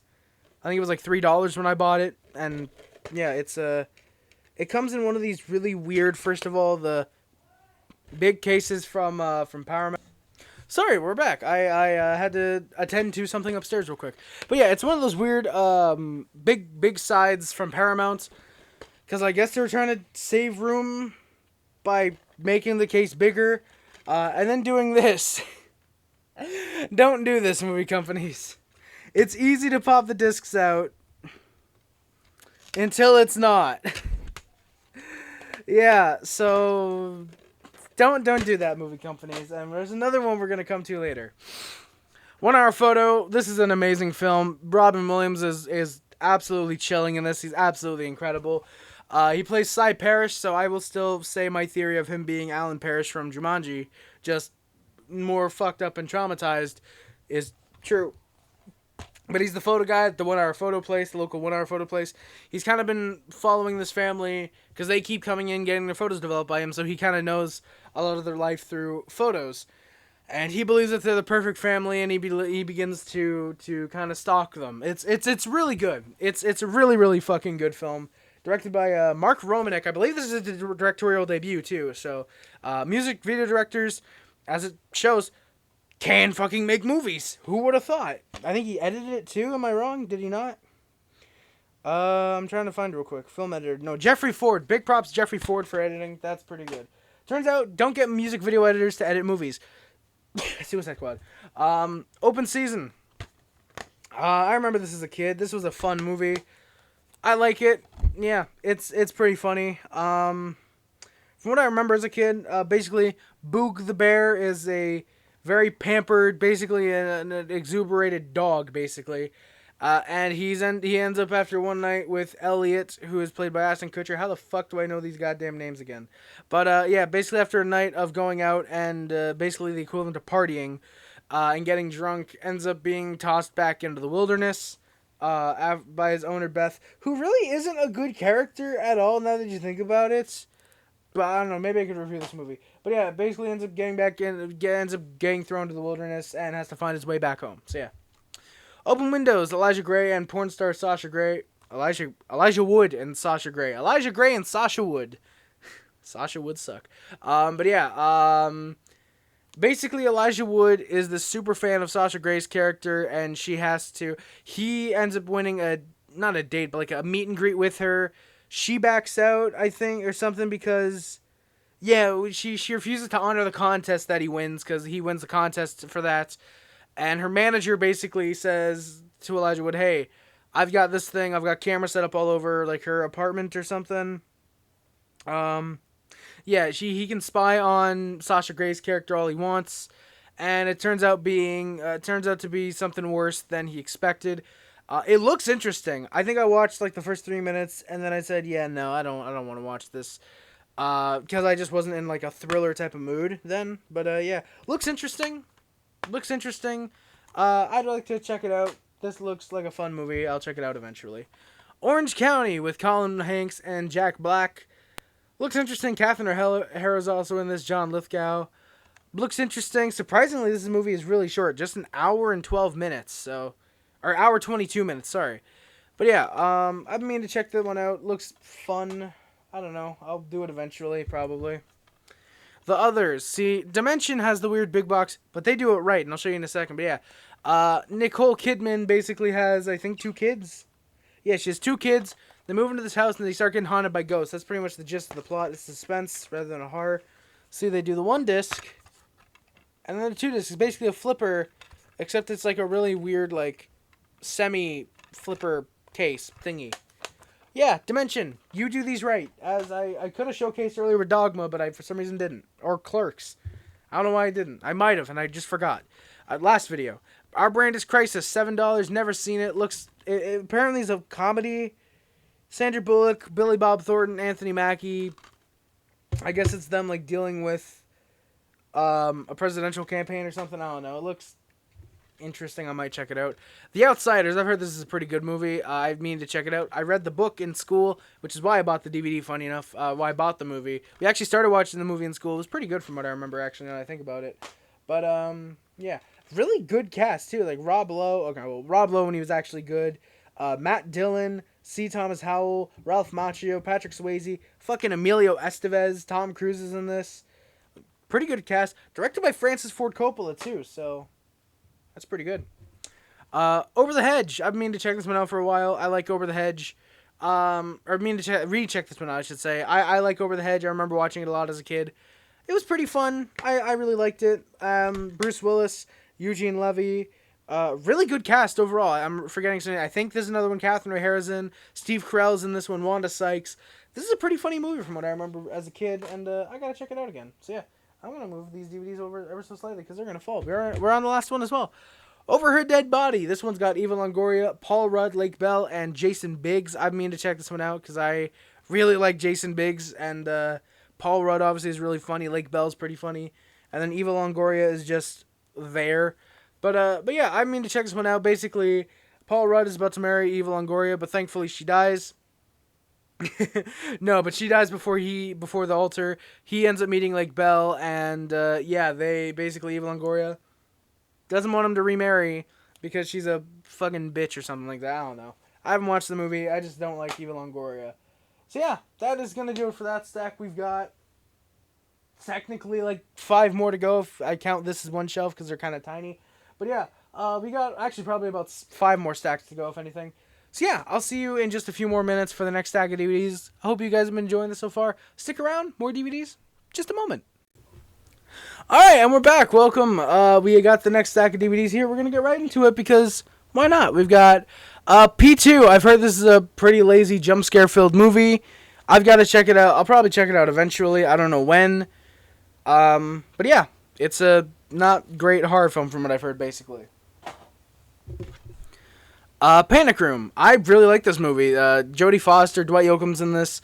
I believe it's Forrest Whitaker. Yes, Forrest Whitaker, Dwight Yoakam, and Jared Leto in one of his only good movie roles. Panic Room, it's pretty good. Basically, Jodie Foster is a mother who, when her husband leaves one day, there's robbers who want to get into the panic room where she obviously ends up hiding with her daughter. And what the criminals are after are in the panic room, and it's really, really fun. It's really good. It's another fucking David Fincher film, so you know it's going to be pretty good. And, yeah, overall, I like it. I like it a lot. Paper Towns. This movie is pretty good. Not pretty good, but it was enjoyable for me. I was let down by the non-existent amount of Cara Delevingne that I was promised. Yeah.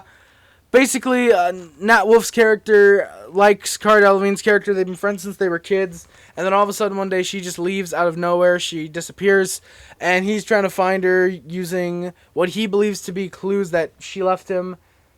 And it's got a decent ending, actually. It's an ending that I would not have expected. But it's overall not bad. It's really not that bad of an ending. I like it. I mean, for a movie based on a book by John Green, it's surprisingly not complete garbage. But yeah, not bad. Paranormal Activity 3, I don't know what there is to say about that movie. Parental Guidance, it's current Billy Crystal. Marissa Tomei's in it, though, so yeah. Paul, Simon Pegg, Nick Frost, Jason Bateman, and Seth Rogen, and Sigourney Weaver should be in a pretty good cast.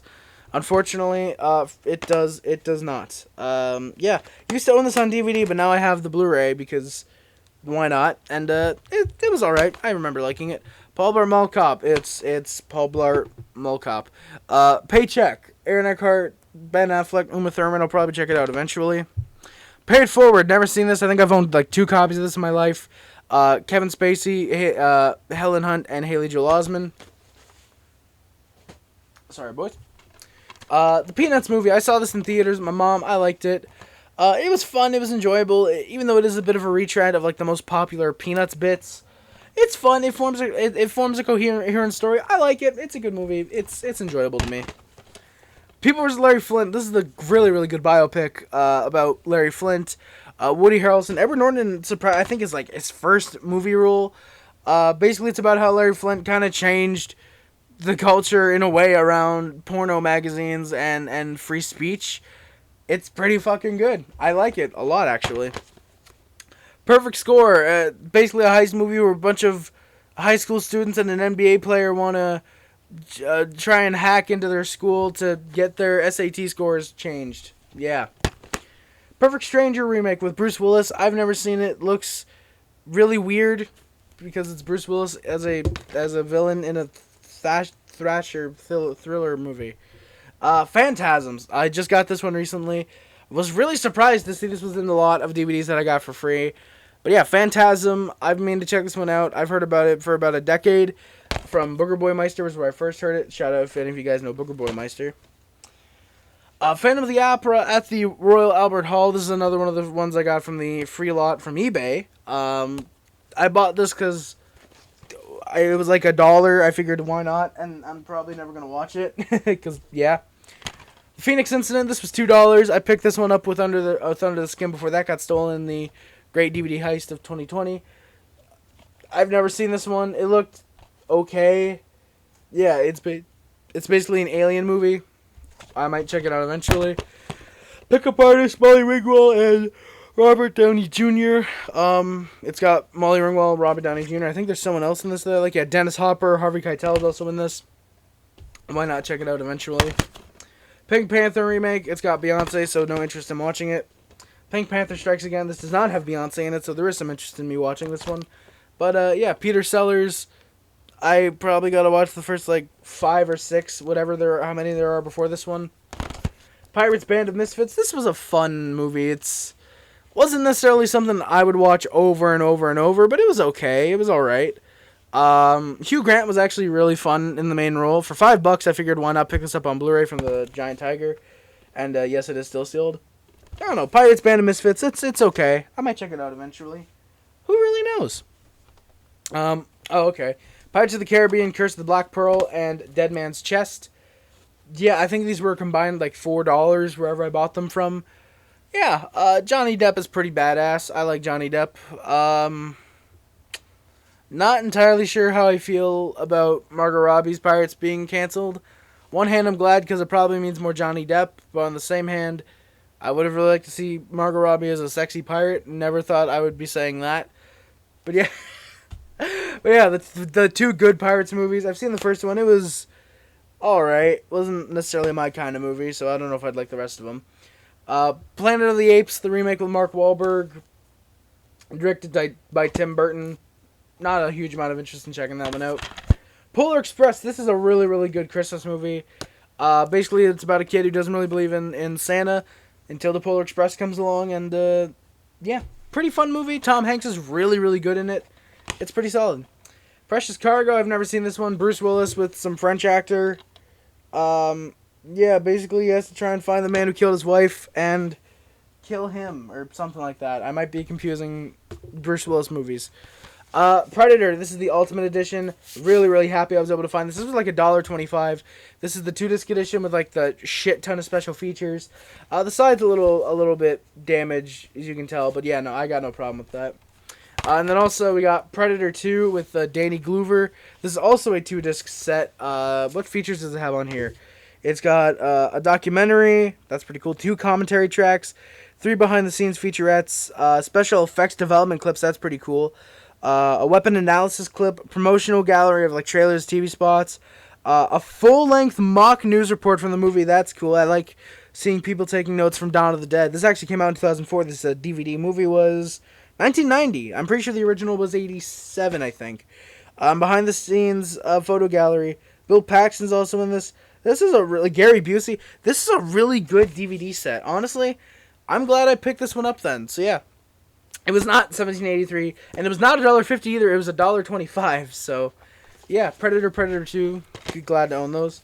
Pride. I picked this up because Bill Nighy's in it, and I figured, hey, why not? Yeah, I'll maybe watch it eventually. It's a gay movie. Yeah. Primal Fear. I don't know what it was with Edward Norton and doing... Actually, no, I think this was his first role. Was it not? It might say... it might say that this was his... I don't think it does. No, it doesn't. Shit. Oh, and his breakout role. Okay, so I think People vs. Larry Flint was like his first role, and then this was his breakout. I don't know what it was with Edward Norton doing movies in the P's around this time, but he did. And yeah, Primal Fear is pretty good. Basically, it stars Edward Norton as an altar boy who is accused of killing his priest, and Richard Gere has to defend him. It's a pretty good movie, actually. I really like it. Good court drama. Really like it. The Prince and Me. I bought this. Technically, I got this from my sister when she gave me her DVDs. I had no clue what this is, and I might check it out eventually. Princess Diaries 2. I willingly bought this one from a yard sale in like 2011. It's got Anne Hathaway. That's probably the best aspect about the movie. The Prodigies. I've never seen this one. The animation on the back looks both terrifying and interesting. You guys can kind of see it a little bit there. Never seen it. Might eventually. The Producers. Apparently this is a pretty good movie. Matthew Broderick, Uma Thurman, so I'm probably going to check it out. Will Ferrell's also apparently in this. I might check it out eventually. Looks interesting. Prom Night remake. Never seen this one. I think I picked it up for like $1. Yeah. Pulp Fiction. Pretty good Tarantino film. Great cast, great plot. Really, really solid overall. Everybody knows what Pulp Fiction is, so I don't need to explain the plot. Everybody knows what that is. Pumpkin with Christina Ricci. Picked this one up. Well, technically I picked it up when my sister gave me her collection. Technically I've picked it up like 18 times because, you know, when you pick up a movie, you're picking it up. Yeah, you know what I mean. No disc. So that was nice to get a movie that I really don't have any interest in seeing without the disc.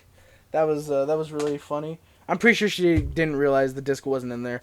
Oh, here we go. Punch Drunk Love, the 2-disc special edition. This is such a fucking good movie right here. Definitely top 10 at the end of the month. Does it? Yeah, it has the little things there. Such a fucking good movie. Basically, Adam Sandler's this kind of middle-aged dude who's stuck in a little bit of a midlife crisis. His sisters want him to start dating. He ends up meeting Emily Watson. It's a fucking good movie. It's kind of in a way your typical romantic film, but it really isn't. It's a Paul Thomas Anderson film that tells you really all it needs to about the plot of this movie. If you've seen a Paul Thomas Anderson movie that isn't this, and yeah, it's a great special edition too. It's got like 3 trailers, 12 Scorpitones, which if you've seen the movie, it's like when those random like flashes of color come up on screen. It's basically got those. It's got a 12-minute short film called Blossoms and Blood with Adam Sandler and Emily Watson. How have I not watched that one yet? A deleted scene, some deleted scenes, a Mattress Man commercial, which if you've seen the movie, you know what that is. There's also some artwork. It's also got Philip Seymour Hoffman and Louis Gussman, who also apparently Leslie Jones edited this movie. So it's probably the one good thing she's actually done. So that's awesome. Yeah. Pursuit of Happiness, generic Will Smith film, trying to win an Oscar. I think he might have. Does it say on the back? It might.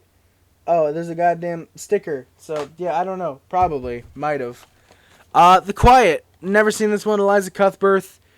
I might check this one out eventually. I don't know. Maybe. Edie, fuck! Get the fuck out of my life!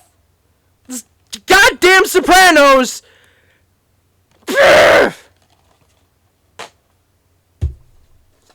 The Rage, Carrie 2. There's no Edie Falco in this one. There's no members of the Sopranos. We're fine. But The Rage, Carrie 2, sequel to Carrie. Haven't seen it. Haven't really even seen the first one. I've tried to watch it a couple times, as I mentioned in the last video. Yeah. Raging Bull with the security stickers on the back of the DVD. You guys can kind of see it. Haven't seen this one yet. I wanted to. It's a Scorsese film. with Robert De Niro. I was trying to do like that, but I couldn't. There we go. Yeah, Robert De Niro. It looks pretty good. I'll check it out eventually. Raising Arizona, Nicolas Cage, Holly Hunter, and I believe there's someone else in this. No, it doesn't list it on the back. I mean, check this one out. I like Nicolas Cage. Who doesn't like Nicolas Cage? Are you really even cultured if you do not like Nicolas Cage? Rain Man, a retarded man runs into Tom Cruise. Retarded man runs into Dustin Hoffman. Shit, I fucked up the joke. Damn it. Shit. Shit. No, but mentally challenged man, I'm pretty sure Dustin Hoffman, meets Tom Cruise, and I forgot what happens, but I've heard it's a good movie. I really messed up that joke. I'm sorry. I'm sorry to any mentally challenged people that might be watching me, which is like one person out there probably. Raise Your Voice. Kat Dennings in this, so I might check it out eventually because Kat Dennings is fucking hot. Rat Race. Great cast with this one. Rowan Atkinson, John Cleese, Whoopi Goldberg, Cuba Gooding Jr., Seth Green, John Lovitz. Really, really, really funny cast right there. It's directed by Jerry Zucker, who I believe directed Airplane. I've meaning to check this one out for a while. I probably will eventually at some point. Looks interesting. Ratatouille, one of Pixar's best films, actually. I really like Ratatouille. Probably going to rewatch it sometime, actually. I really, really like Ratatouille, actually. This is a really, really good film. I did cut the fucking ads. Why was I fucking stupid? But yeah, Ratatouille, I like it. Basically, this rat knows how to cook food really well because he is a food addict, but he's not fat, so that's unrealistic. But he ends up helping the chef down here. It's a good movie. I really like Ratatouille. It's really, really fun. Ready to Rumble. I don't know why I watched that, but yeah, I did. Reality Bites. Beautiful Winona Ryder, Ethan Hawke, and Ben Stiller in this one. Beautiful Winona Ryder, Ethan Hawke and Ben Stiller. Steve Zahn's also in this one, which really surprises me. I'm happy to see he's doing some stuff back then too. Yeah, I mean to check this one out. I probably will eventually love Winona Ryder. She's absolutely perfect. Rear Window with James Stewart, Alfred Hitchcock film. Yeah, I mean to check this one out for a while. I've heard it's a really, really damn good film. If it's anything like Psycho, I'm gonna hate it. But yeah, I did not like Psycho. That's not an Alfred Hitchcock autograph, is it? Yeah, because the autograph is behind the letters. Yeah, no, that would have been sick if that was somehow. Actually, how could that have been? He's been dead for like fucking 30 years. When this DVD had come out, shit, I'm dumb. Yeah. But yeah, guys, that's going to do it for that stack. I'll come back to you guys with another stack in a little bit, and we'll see how that goes. Thank you, guys. I'll be right back.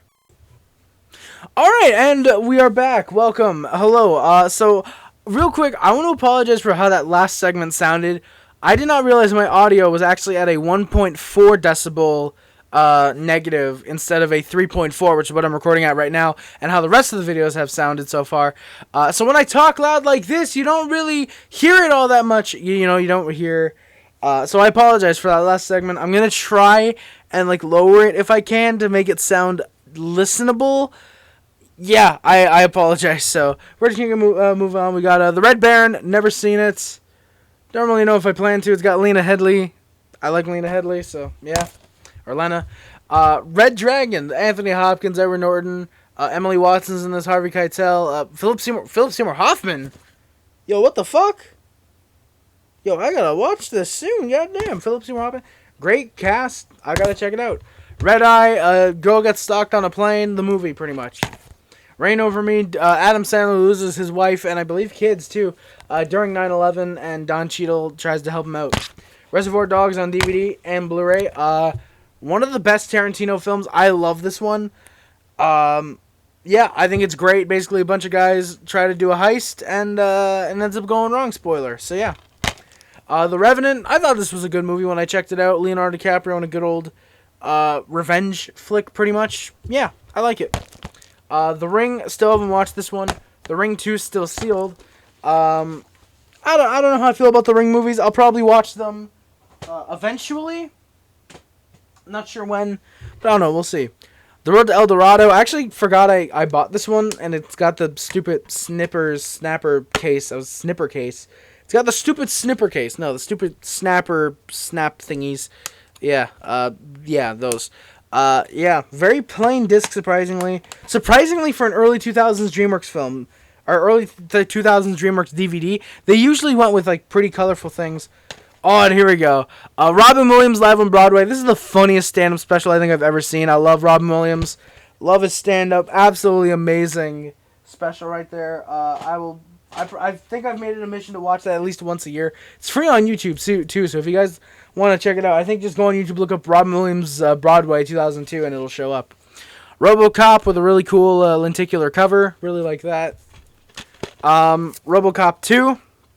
I haven't seen either of these. I know about the dude getting shot in the dick, and that's about it. Oh, The Rocker with Rainn Wilson. I've been meaning to check this one out. About it for $5. It's a 2-disc edition. I want to say, yeah, the second disc is just a digital copy, though, which kind of sucks. It's got 2 commentaries. Which it's Josh Gad is in this. Oh. Fuck. But it's got two audio commentaries, deleted scenes, a gag reel, an MTV panel thing, something called Matt Gags, internet podcasts. I don't think they knew what that meant. There's some more gags, interviews. There's PSAs. There's a featurette, 5 featurettes. There's a music video. There's an in-character thing from the Fox movie channel. This thing is loaded with special features. So yeah, even if I don't like the movie, I think the special features might make the DVD worth it. And yeah, looks interesting. Rocky. I think I now own 2 copies of this. This is a 2-disc collector's edition. This one's got 4 fucking commentaries. A new audio commentary with Sylvester Stallone. A video commentary. That's going to be interesting to see how that is. There's an audio commentary with 2 boxing legends, as it claims. And there's an audio commentary with director, producers, and cast members. There's a 3-part documentary. 10 more featurettes and documentaries. TV spots, appearances, and trailers. A sneak peek at Rocky Balboa. So that's when you can tell when this DVD came out. And there's more apparently. Yeah, for a 2-disc special edition, $7. That's more than worth it. Rocky, really good movie. I got to rewatch it, though. Rocky 2, I haven't seen any of the Rocky sequels or like Creed or anything like that. But yeah, Rocky 2 and Rocky, that's pretty good.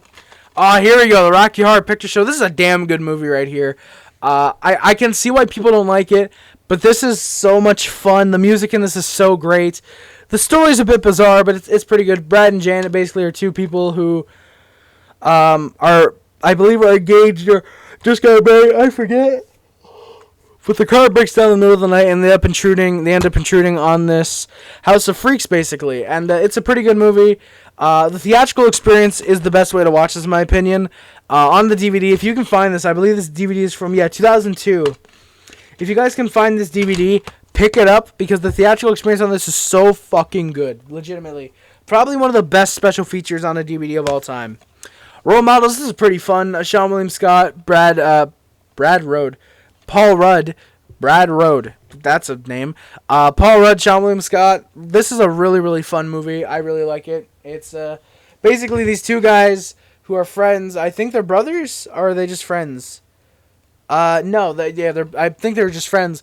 They have to mentor these 2 kids, one played by Christopher Mintz-Plasse, and the other is not going to say his name. No, it does not. Racism, because the other kid is black. No, but they have to mentor these 2 kids, and yeah, it's pretty funny. I like this movie. It's kind of underrated. Rounders, Matt Damon and Edward Norton, not Philip Seymour Hoffman, John Malkovich. I couldn't remember his name for a second. Is also in this. Pretty fun movie, pretty good movie from what I remember. I gotta watch it though. I don't remember a whole lot. Basically, it's a poker movie. Rubber with another really cool lenticular cover right there. Yeah, as the police are chasing the tire. Yes, this movie is about a killer tire. I've known about this movie since probably about 2011. And, yeah, I've wanted to check it out ever since. It's, like I said, a movie about a fucking killer tire. Rudolph the Red-Nosed Reindeer. Everybody knows Rudolph the Red-Nosed Reindeer. Run, Fat Boy, Run. I bought this specifically because Simon Pegg is in it, and I kind of regret it because I haven't seen it, but it looks like trash. The Rundown, The Rock and Sean William Scott. I've got to check this one out. Love Sean William Scott. The Rock is pretty cool, too. Running Scared, Paul Walker. I was going to make a joke, but I'm resisting. Running with Scissors. The Rush Hour trilogy, haven't seen these yet. Russell Madness bought this exclusively because it was a wrestling DVD at the dollar store. I don't know why I said it like that, but yeah. We've got Runaway Vacation, RV. Robin Williams again. JoJo, who is pretty hot. Not in this movie because she's like 15. That's gross. But like nowadays, she's like pretty hot. But Josh Hutcherson, is it Josh Hutcherson? Josh Hutchinson. I'm thinking of Josh Hutchington. I think. But yeah, Josh Hutcherson. If for some reason his career is low enough that he watches this video, thank you. I just insulted him while thanking him at the same time. That's weird. But yeah, this DVD has some decent some weird things. Like it's got 5 featurettes, a JoJo the Pop Princess featurette, an RV Nation, like a culture of RV things. It's got a director's commentary. It's like, I don't know. These are weird. I don't know. The features on this are interesting. Thankfully, I didn't pay for it. I got it when my sister gave me her DVD collection. San Andreas with The Rock. My parents wanted that. Santa Claus Conquers the Martians. I almost about shit myself when I found this DVD because it's one of the ones that James Rolfe has talked about. And it's by the company, not Catcom. But Catcom? The fuck? But it's basically like that, what is it? It's like, the wrestling women versus the Martians or something like that. Basically, this DVD has so much random bullshit. It's got another different Rudolph the Red-Nosed Reindeer cartoon. It's got like 10 different cartoons. It's got the actual movie, like I said. It's got a Christmas music slideshow, vintage toy commercials. It's apparently 3 hours of holiday magic, as it claims. And I found this for like $1. I don't know how rare it is, if it's even rare. I'm actually gonna look that up really quickly. Give me a second. All right, I found one DVD like this online. It was going for $15, so I'd say I got a pretty good discount there. Santa Claus 2, Santa Claus 3. I had an opportunity to pick up the first Santa Claus recently. I should have. I apologize, but yeah, I didn't. And yeah, Santa Claus 2, from what I remember, was pretty okay. I remember the Easter Bunny giving me a bit of a nightmares as a kid, though, for some reason. Santa Claus 3 was not good. Yeah, it wasn't good. I thought I just saw Edie Falco, and I was about to fucking lose it. I like Edie Falco. The goddamn Sopranos has been haunting me since I finished that show. The Savages, Laura Linney and Philip Seymour Hoffman. This looks like a really good movie. I've meaning to check it out for a while. Laura Linney of, I think at this point, Ozark fame. And, yeah, she's pretty good. Philip Seymour Hoffman, just, one of the best actors of all time. Yeah, this looks like an interesting movie. Basically, these two, who I believe are both supposed to be sociopaths, I think, in the movie, have to take care of their old father. And, yeah. It's apparently a dark comedy, so yeah. Oh, the next up, okay, here we go. We got Saw. Saw 2. Saw 3, new addition to the collection. Saw 4, theatrical cut. Saw 4, unrated cut. Uncut, I should say. And Saw 5. So, yeah, the newest edition is Saw 3, obviously. So, yeah, thankfully we are nearing... and actually, I want to do something really quickly. If I could... Just to be stylistic, because why not? If they were all neat and tidied, this is what they would look like. Doesn't it look so good? Yes, it does. So yeah, I have pretty much all the Saw films except 6 and 7 now, and then fucking Jigsaw and Spiral now. Which, yeah, I I kind of hate. I liked Spiral. I saw Spiral. Spiral, I think, is the only Saw movie I've actually seen all the way through. I didn't mind Spiral. Did I get these from the same dude? There's no way I did, because these both have the same sticker. And they're... Wait, what? Wait, what? Wait! Wait, what the fuck? Okay, so this is Saw 3. You guys can kind of see it a little bit. Why does it have a Saw 4 sticker? I just realized that. What the hell? What the fuck? Did someone buy Saw 3 with a Saw 4 sticker and had to pay full price for Saw 4 when Saw 3 was probably discounted at this point? Damn, that sucks for whoever originally bought this. I think, yeah, Saw 1 and 2 were $5 each, which I regret $5 each. Saw 3 was like $1.25. I think both Saw 4s were $1. And then Saw 5, I feel like I bought for like $10 at Walmart one day. For some reason. I don't know why. But, yeah. So, Saw movies. That's fun. Scarface, Al Pacino on DVD and Blu-ray. DVD has some good special features. It's got a documentary, some picture-in-picture thing, a scorecard. You can track the F-bombs and bullets fired. That's funny. It's got BD Live, which I don't think even works anymore.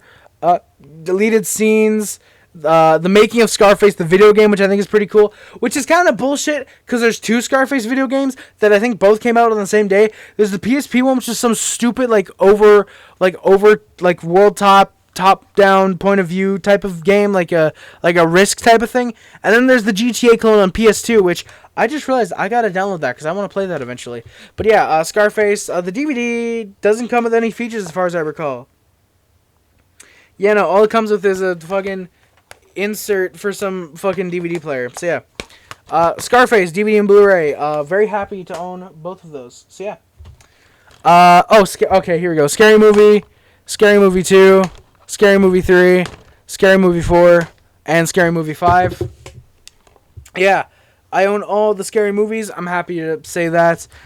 First one is actually pretty funny. I watched it, I want to say last year. It was actually kind of funny. Scary Movie 2 I haven't seen in about a decade, so I can't really give my thoughts on that.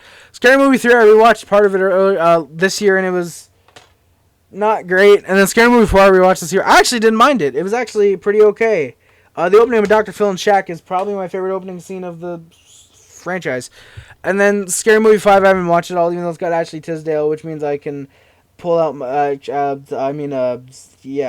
Molly Shannon's in this. Mac fucking Miller, man. Kate Walsh is in this, so I gotta watch it soon. Yeah, there's that. Kate Walsh, of course, of Umbrella Academy fame. Isn't she on General Hospital, I think? Schindler's List, never seen it. Yeah. Maybe eventually I will. It's over 3 hours, which I could be watching The Irishman instead, which is what turns me off of that. Scrat Pack, got it with Ice Age 3, but I mentioned earlier, don't have it anymore. And then the original Scream, which is really, really good. Really like Scream. I think I watched it for the first time, I think this year. I forget if it was October last year or early this year. The last year's DVD collection will probably be able to tell you. But yeah, Scream is really, really damn good. David Arquette, Neve Campbell, Drew Barrymore's in this. Really, really good film. Love it.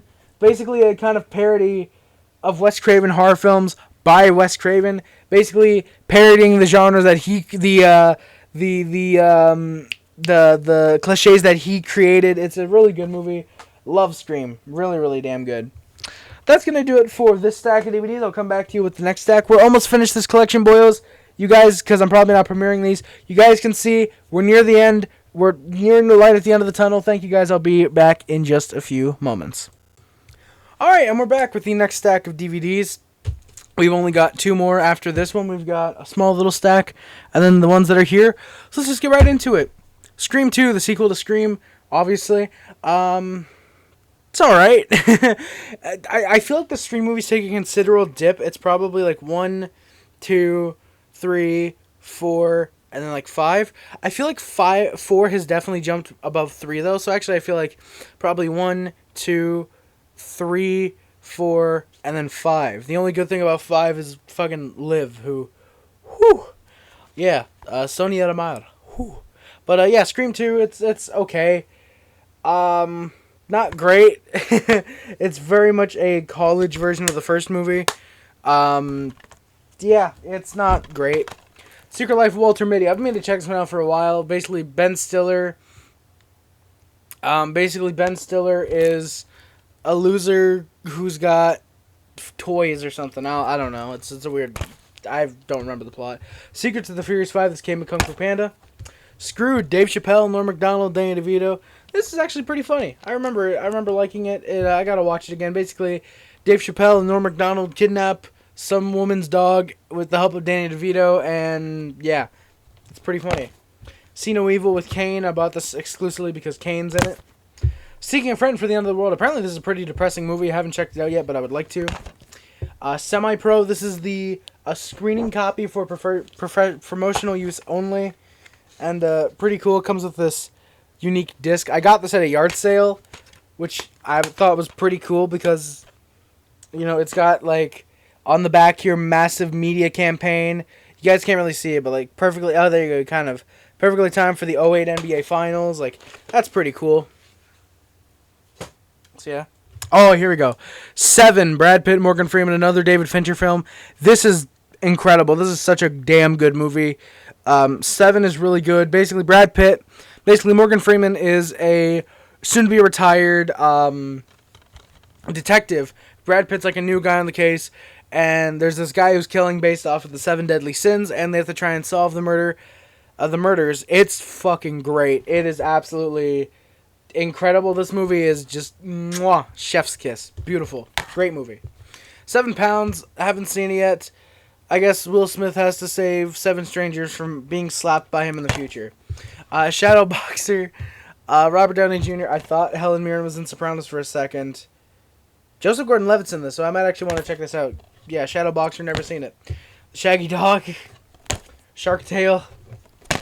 Shaun of the Dead, great zombie comedy. One of my favorite movies of all time. So funny, so hilarious. Just a great film.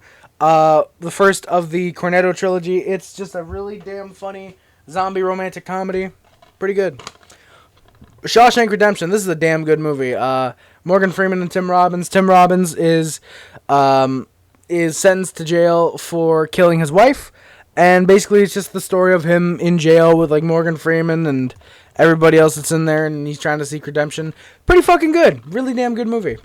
Of course, I'm not spoiling the majority of the film, but pretty fucking good. Really, really damn good movie. Stanley Kubrick's The Shining. Haven't seen this one yet. Stephen King's piece of shit Shining. Haven't seen this one yet. Stephen King is a much better book writer than movies. I mean, granted, to be fair, I think all he did was, teleplay, so... yeah, pretty much didn't really have anything at all to do with this. But still, this was at the dollar store for like $3. I know I had to pick it up, which is pretty funny because, like, firstly, look at this. Jesus. But also, this is technically a 3-disc set. This is a 3-part TV miniseries. Part 1 and 2 are on the 1 disc flip side, and then part 3 is on this one. So, yeah. Yeah, that's funny. Shoot 'em Up, Paul Giamatti, Clive Owens. Clive Owen, haven't seen this one yet. I think there's someone else I like in this one. Not from the back. Haven't seen this yet. It's apparently a pretty cool, funny action film. Gotta check it out eventually. Shooter, Mark Wahlberg. I used to like this one as a kid. Haven't watched it in about 13 years, though. Somewhere around there. Shorts, got this one as a kid. I should definitely rewatch it and review it because there's definitely some meme material in here. William H. Macy's in this. Kat Dennings is in this. The dude from 2.5 Men, John Creer, is in this. Leslie Mann is in this. So there's definitely some meme joke material there for sure. Okay, I'll put the next as a franchise. Alright, the next up we've got Shrek. Shrek 2.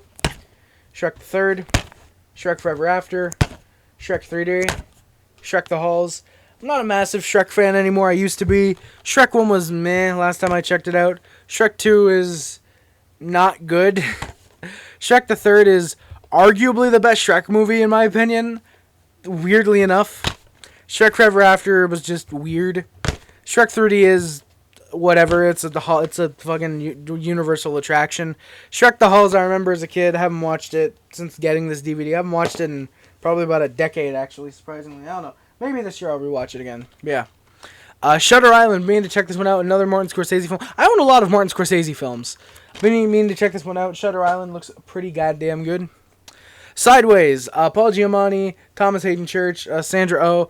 Meaning to check this one out. I don't know a lot about the plot. It's apparently directed by the same guy who did About Schmidt, and I like that one, so I'll see about watching that eventually.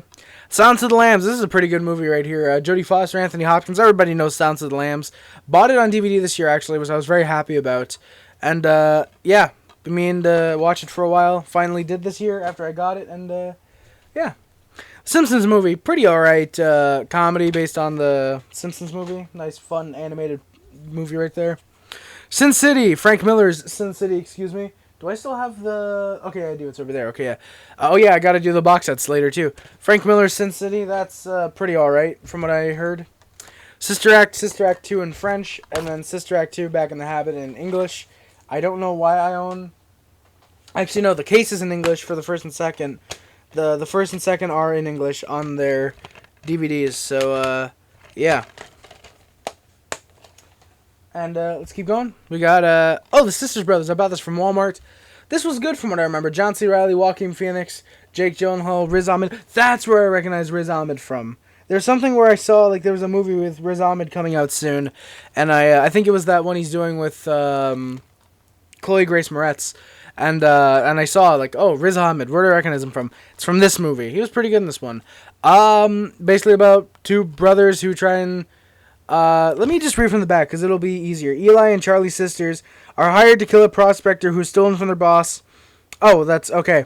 Yeah, and they get the help from Jake Gyllenhaal and Riz Ahmed, so pretty good movie, actually, right there. Sixth Sense, never seen it. Know the twist ending, unfortunately. Pretty good thriller from what I've heard. Haven't checked it out. Skeleton Twins, this was alright. I don't remember much about it. Yeah. Slapshot, really, really funny comedy right here. Really funny hockey movie. Slapshot 2, never seen it. Slapshot 3, never seen it. It's got apparently appearances from Mark Messier and Dougie Gilmore, so that'll be fun to check out eventually. There's a Leafs legend and Doug Gilmore in there. Sleepers. Bought this exclusively because of the really good cast and Jason Patrick. And just haven't watched it yet. I've been meaning to, and yeah, just haven't. I'll do that eventually. Sleepover. I like this film a lot as a kid, and rewatching it, there is definitely a review in there. There is definitely a review to be held, especially with Brie Larson being in there. If you didn't know that, that's a shock to you. Slumdog Millionaire, never seen it. Heard it's pretty good. I think Best Picture winner in 2009, I think. Let me see. Does it say? I don't think it does, no. Smokey and the Bandit, the 7-movie Outlaw Collection. Smokey and the Bandit 2, Part 3, Bandit Goes Country, Bandit, Beauty and the Bandit, and Bandit's Silver Angel. So that's a lot of Smokey and the Bandit, and probably only one good movie in there. 7 movies for $10 though at Walmart. I couldn't pass that up.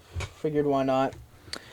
Snatch. Been meaning to check this one out for a while. Brad Pitt, Jason Statham, Vinnie Jones. Wait, no. Yeah, Jason Statham. Yeah, Benicio del Toro. I keep mispronouncing his name. I apologize. But yeah, looked pretty good. Definitely gotta check it out. I think there's an Oasis song on the soundtrack. I think Fucking in the Bushes is used in this. So definitely gotta watch this one. Love Oasis, obviously.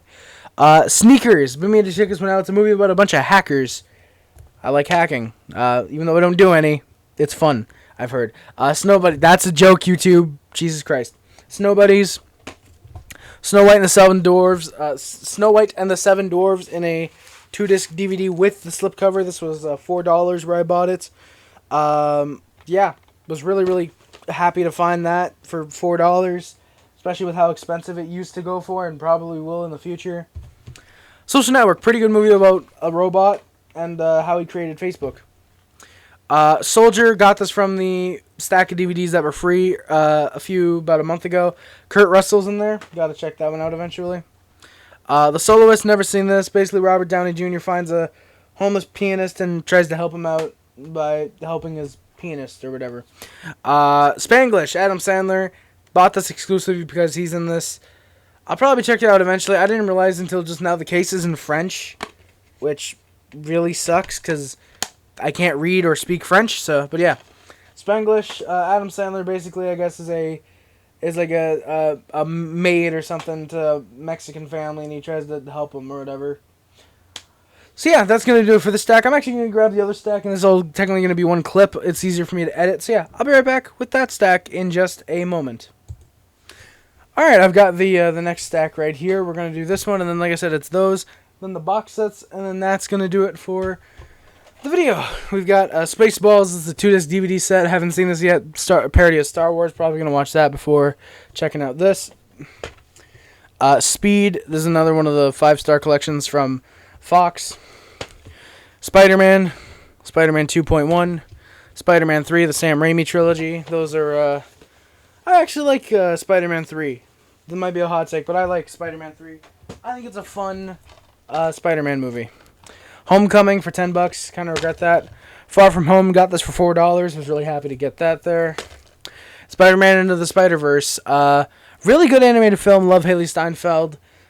So I had to watch it because of her. And it was really, really fun. It was actually really, really enjoyable. Probably how you do Spider-Man No Way Home properly. Because that one was just mid. Split. Decent M. Night Shyamalan movie right here. Basically, James McAvoy kidnaps Anya Taylor-Joy, which, jealous. But no, he kidnaps Anya Taylor-Joy and I believe her 2 friends. And basically, he has 23 personalities, or 24. Sorry, he has 24 personalities, and yeah, a lot of the movie is really just James McAvoy showcasing his acting, pretty much. So yeah, SpongeBob SquarePants movie, SpongeBob SquarePants movie, SpongeBob SquarePants movie, Sponge Out of Water 3D, which I only got for $5 at Walmart. I was really surprised to see a 3D Blu-ray that cheap at Walmart, so obviously I had to pick that one up. And yeah, Spy Kids 2, The Island of Lost Dreams, Spy Kid 3D, Game Over. I don't think the 3D glasses are still in Game Over. I am like 99% sure. Yeah, no, damn, I don't have the 3D version. I don't have the 3D glasses anymore. That sucks. But yeah, Spy Kids 2 is a movie. Spy Kids 3D I thought was pretty entertaining. Yeah. The Spy Who Killed Me? The Spy Who Loved Me. Another James Bond, haven't seen it yet. The Squeak Along. What the fuck? DVDs are sticking together. St. Elmo's Fire, haven't seen it yet. It's got a lot of the same cast from Breakfast Club. Emilio Estevez, Judd Nelson, Ali Sheedy's in this. Also Rob Lowe. Oh, Rob Lowe, okay. Yeah. Demi Moore, Andy Mc... You can see they try and hide Rob Lowe off in the corner, but like you can obviously see him along with Emilio Estevez and fucking Judd Nelson. Yeah.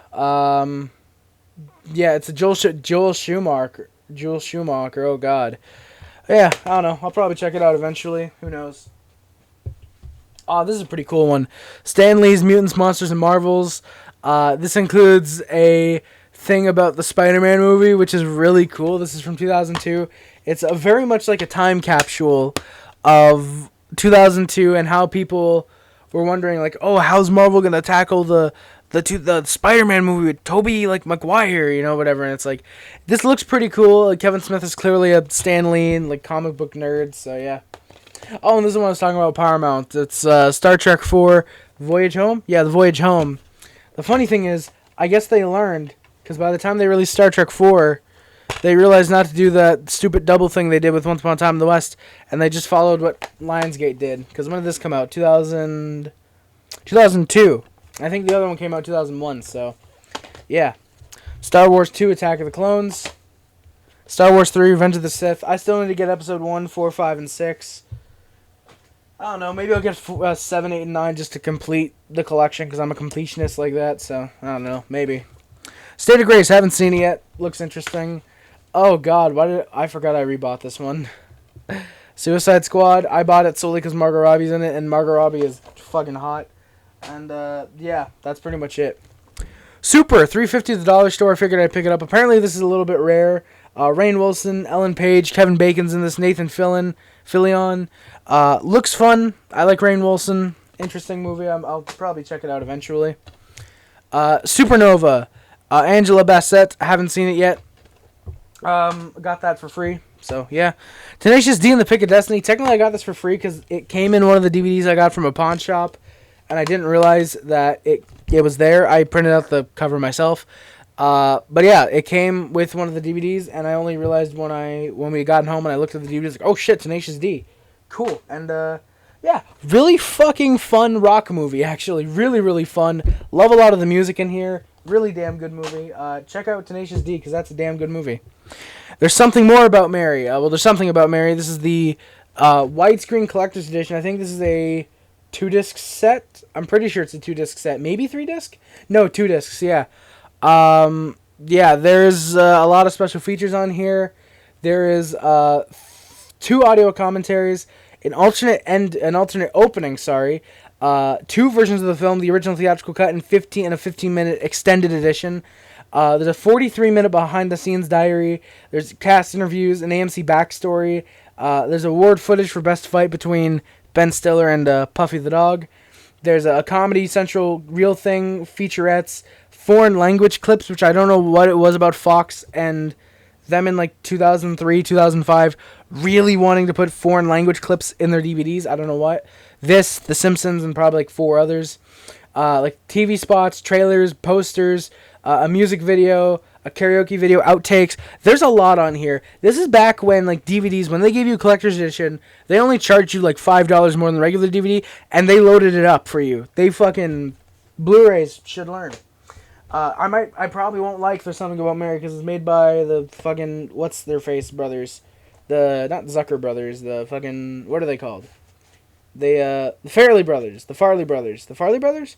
Yeah, the Farley brothers. Yeah, the Farley brothers. So, yeah, I don't know. Maybe I'll like it, maybe I won't. It's one of those stupid gross out comedies that just relies on the substance for the joke. But yeah, so that's going to do it for that stack. I'll come back to you guys with these DVDs, then the box sets, like I said, and that'll be it for the DVD collection. I'll be right back, boyos. Enjoy yourselves.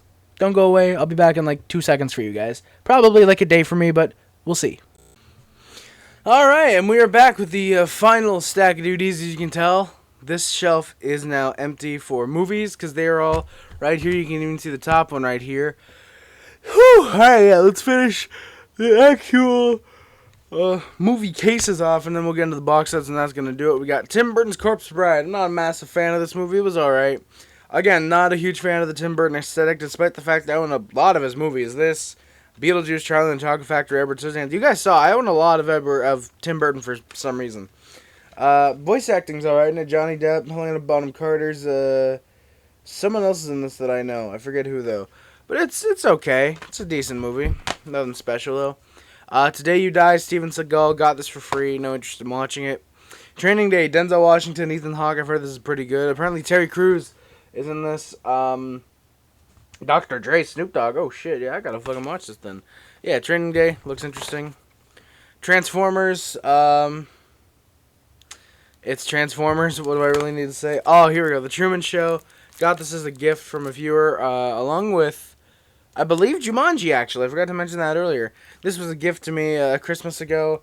I don't know what his name is now. Back then, I believe it was Batman. I apologize. I'm forgetting the viewer's name. I apologize. I have to go back and watch the stream. But yeah, Truman Show. Pretty good movie. I really like it. It's directed by Peter Weir. I gotta rewatch it. The Cleveland Show. Truman Show. Pretty solid movie there. Underworld, the disc, thankfully, is in English. This is one of the movies I got very recently for free. Looks good. I'm going to check that out eventually. Valentine's Day. We're having a really solid cast, like Kathy Bates, Bradley Cooper, Jamie Foxx, Anne Hathaway, Ashton Kutcher, Taylor Lautner, Emma Roberts, Julia Roberts. Like, how can a movie starring all these fucking good actors fucking suck? Yeah, I don't know how, but it does apparently. Maybe I'll check it out. I don't know. Maybe I feel like this might be an interesting review for like Valentine's Day itself. I don't really know if I want to watch it though. Vantage Point. Haven't seen this one yet. Owned it for like 6 years at this point. Vertigo, James Stewart, another Alfred Hitchcock film. Haven't seen it yet. Looks interesting. Probably going to check it out eventually. Been meaning to. The View of Terror, Shannon Doherty. Haven't seen this one yet. Been meaning to. Don't know what it is. I guess it's like a hotel or something. Villains of Spider-Man 3. I remember watching this a lot. As a kid. Sorry, boys. I woke up like 40 minutes ago, and I'm recording this when my parents are out. I'm trying to record as much as I can while they're out right now. But yeah, Villains of Spider-Man 3, tried to watch this again sometime recently, and I was like, it's only 13 minutes, I'll just pop it in eventually. Like, for me, that disc isn't, like, iconic, but, like, I recognize it a lot as a kid. Virgin Suicides, I mean to check this one out a lot. Fucking James Woods, Kirsten Dunst, Danny DeVito's in this. This looks like a really, really good movie. Very happy to own it. I got it for only $1, too, which is really, really awesome. But, yeah, Virgin Suicides. Volcano, I remember this one as a kid again. I don't think I ever watched it, but I remember seeing a lot the actual the DVD itself. This is also apparently a hard to come by DVD. It's apparently a little rare, so that's pretty cool. I'm very happy about that. If I need to sell DVDs, this is probably one of the first ones I'm gonna sell. So yeah. W with Josh Brolin. It's really weird how this movie, this kind of sort of biopic. I don't know if it's a biopic or if it's like a parody or whatever. It's directed. Oh, okay, never mind. It's Oliver Stone. It's a serious biopic. It's so weird that this came out in 2009. So, and it probably started filming less than a year before George Bush was out of the White House. Like, it's really interesting. You don't hear this movie talked about like at all nowadays. So, I don't know. I'll probably check it out eventually. We'll see. Walk hard, walk hard. The Dewey Cox story. Yeah. This is probably the other only good Judd. Oh wait, it's not even Judd Apatow. He just wrote it. Jake Kasdan directed this. That explains why it's a good movie. But yeah, Walk Hard. It was enjoyable. I watched it a second time and it wasn't as good as the first time. It was still okay. It's a decent movie. Very happy it comes with the slipcover. It's also got American Cox, the unbearably long, self-indulgent director's cut, which is no fucking kidding. Takes this movie from an hour and 36 minutes to 2 fucking hours. Stick with the theatrical cut is what I'd say. Because the director's cut is not that great. I understand that's the point, to make it egregiously long, but, like, still. Just acknowledging your cliches doesn't make you better than the movies doing those cliches. Like Walk the Line. Walk the Line is not a great movie. I'd argue it's not even a good movie. Joaquin Phoenix and Reese Witherspoon give pretty decent performances. Joaquin Phoenix is a really damn good actor. He's pretty solid in this. They both did their own singing, which massive props to them. I really like the version of Cocaine Blues that Joaquin Phoenix does. Walk the Line. I've seen it, I think, once now. I'd probably watch it again, more than likely. I just have to see what the right mood brings. Walking Tall with the Cock. I've seen this part of it. I've seen part of this once. Oh shit, this one's got Johnny Knoxville. Oh shit, nice. I forgot about that. Yeah, I remember seeing, is it the disc? Yeah, I think I remember seeing the disc as a kid and wanting to see this movie. And I own it and I've never seen it. Oh, this is cool. Wallace and Gromit, The Curse of the Were-Rabbit. I'm really happy to own this one. It sucks that it's not the original DVD. But you know what? Hey, I put it on my Christmases last year. I was like, fuck it. I don't care if it's the re-release. I just want my parents to buy it for me. And thankfully they did. Yeah, Wallace and Gromit, Curse of the Were-Rabbit. Really fun animated kids film. Love it. It's really goofy, really silly. But it's fun. It's enjoyable. It's very much like Cloudy with a Chance of Meatballs in that sense. It doesn't really care about how goofy or silly it is. It just wants to be funny, and it works for the most part. Wallace and Gromit, really, really fun film. Wall Street, Money Never Sleeps. Never seen this one. Probably going to have to see the first one, though, first. Wanted. This looks pretty interesting. James McAvoy, Morgan Freeman, Angelina Jolie. This dude who gets panic attacks. From what I remember of the plot, this dude who gets panic attacks, turns out he's, like, born to be an assassin or something, and, like, Angelina Jolie and Morgan Freeman have been watching over him or something like that, and it's like, I don't know. I just remember the scene where he quits his job, because, like, that is, like, the most iconic scene of this entire film. I don't remember much about this film, but, yeah. I remember this thing where, like, you shoot a bullet, you can make it, like, go around the room. Like that was a really cool concept that I remembered. But I haven't seen too much of this film. Yeah. Warm Bodies. Haven't seen this one yet. Yeah, basically a teen wants to fuck a zombie is pretty much the plot of that one. Warrior. Tom Hardy, Joel Edgerton. Joel Edgerton? What the fuck? Joel Edgerton. Is he the dude that did that one movie, that goddamn The Gift or whatever it's called? Yeah, Warrior. I haven't seen this one yet. I bought it because I knew Kurt Angle was in it for a scene, and I haven't watched it yet. And now I want to see it because it looks like a pretty decent fighting movie. The Warriors. Yeah, I haven't seen this one yet. Weirdly enough, there's a PS2 game that released, like, what, 40... Yeah, some 40-odd years later after this film was released. Might have been for the 40th anniversary, I don't know. But yeah, it looks interesting. Never seen it. I don't even really know the basic plot still. Watchmen.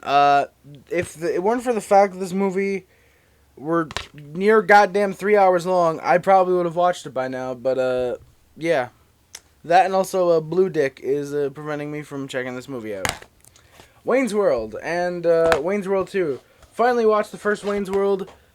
Wasn't amazing. It was okay. There were a few funny jokes in it. Wasn't a massive fan of it.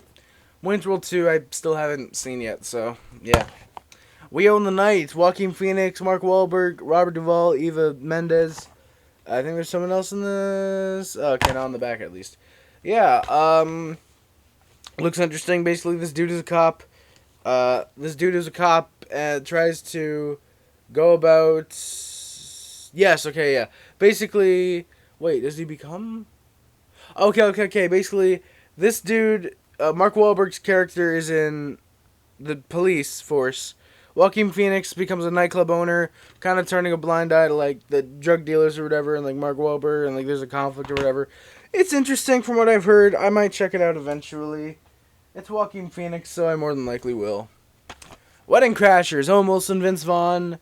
I'm probably only gonna ever watch this for Christopher Walken and Isla Fisher. Yeah, it's whatever. Not that great of a movie, I've heard. Wedding Singer, this is pretty funny. Another Adam Sandler film right here. I think I own a good portion of Adam Sandler's movies by this point. Yeah, Wedding Singer looks, it was pretty funny. Yeah, I really liked it. It captured the 80s very well for being a movie from only 1998. Wes Craven's New Nightmare. I've heard this one is one of the better sequels to Nightmare on Elm Street. I believe this is the one that goes full meta, is it not? I think it is. Is it not? Let me... Okay, yeah. So basically, yeah. This is the one that goes full meta, like they're filming the new Nightmare movie inside the Nightmare movie. Yeah, it looks pretty good. I want to see this one. What Happens in Vegas? I have no interest in watching it. It's a dumb Cameron Diaz comedy. They're all bad. What's Eating Gilbert Grape? This one's pretty solid right here. Johnny Depp and Leonardo DiCaprio. Basically, Johnny Depp takes care of his entire family, and Leonardo DiCaprio plays a mentally challenged little boy. Pretty fucking good. I believe this was one of his first roles, or like his. I know it was his breakthrough. Yeah, it was his breakthrough role. You can tell when this DVD came out when it says, the show-stopping turn that made Shutter Island's Leonardo DiCaprio a star. You can tell that this DVD came out in 2010. You can tell that. You can tell that's the case. Weirdly enough, for what the case looks like, it looks like this was like reproduced in 2017. But weirdly enough, 2010. Whatever works. I've been meaning to check this one out. Larry David's in it. Evan Rachel Wood. Michael McKean. Bro, what the fuck? Oh shit, yeah, I'm really gonna watch this. I don't give a fuck if a goddamn pedophile, not a pedophile, if a goddamn weirdo directed it. Fucking hell, anything with Michael McKean, I gotta check out.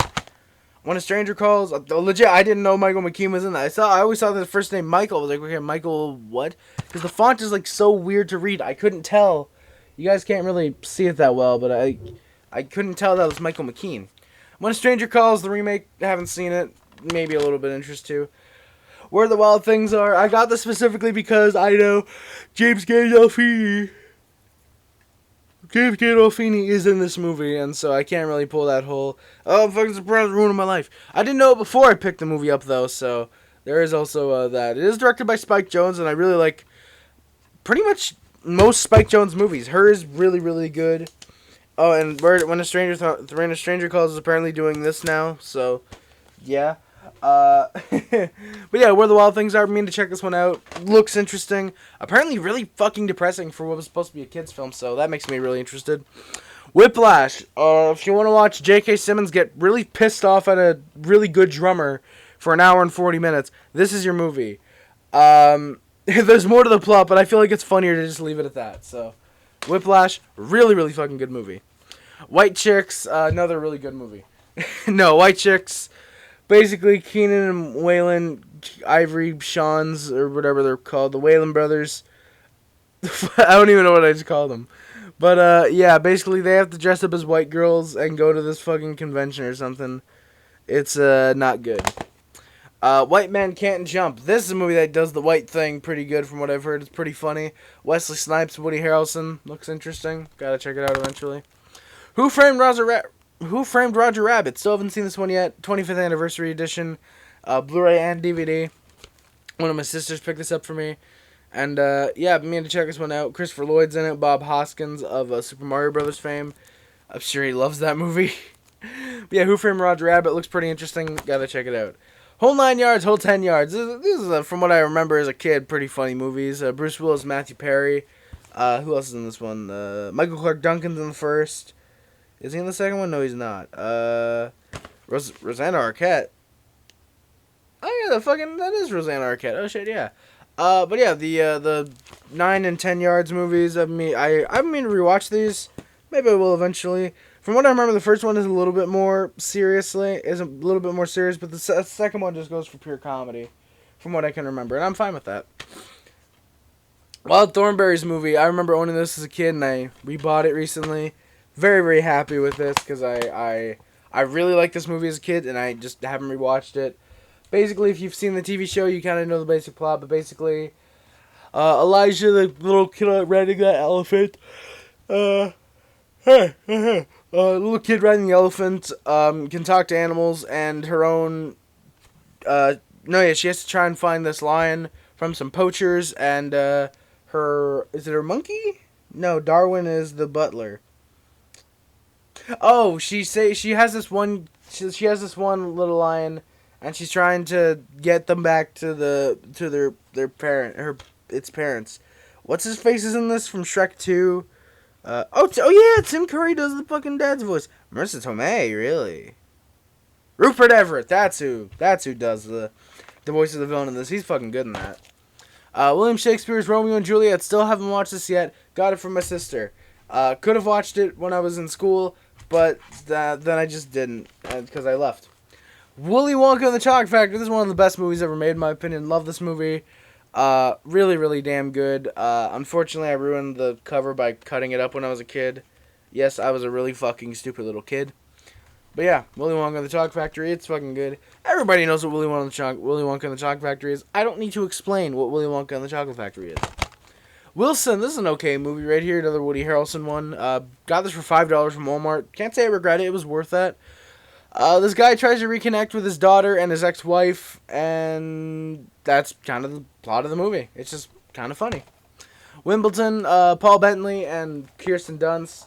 Basically a movie about tennis and love, basically. So, yeah, two things I'm not interested in. No. Looks okay. Wind River. This is a interesting film, basically.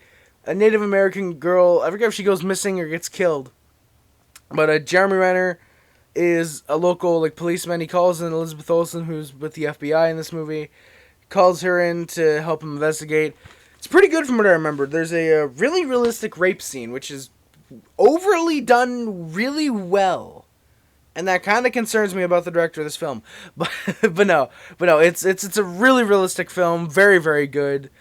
A couple things that might shock you if you were to watch this like it did me. Not necessarily trigger you or make you really sensitive, because I'm not a pussy. Not sensitive, but I don't need trigger warnings because I'm not a pussy. But there's a couple things where holy shit, they're doing this in a movie. And another thing where it's oh fuck, okay, cool. Not cool, but damn, they have the balls to do this in a movie. Yeah, pretty decent movie from what I remember. I gotta rewatch it. It's been, I think, 4 years since I've seen this. Wind River, not Wind River, not a bad movie. Okay, Wizards of Waverly Place is the extended edition. I think I had the version that came with that mood ring or whatever, because I know there was two versions of this, and I know I had the one with either the mood ring or it was a necklace that I came with. I forget what it was.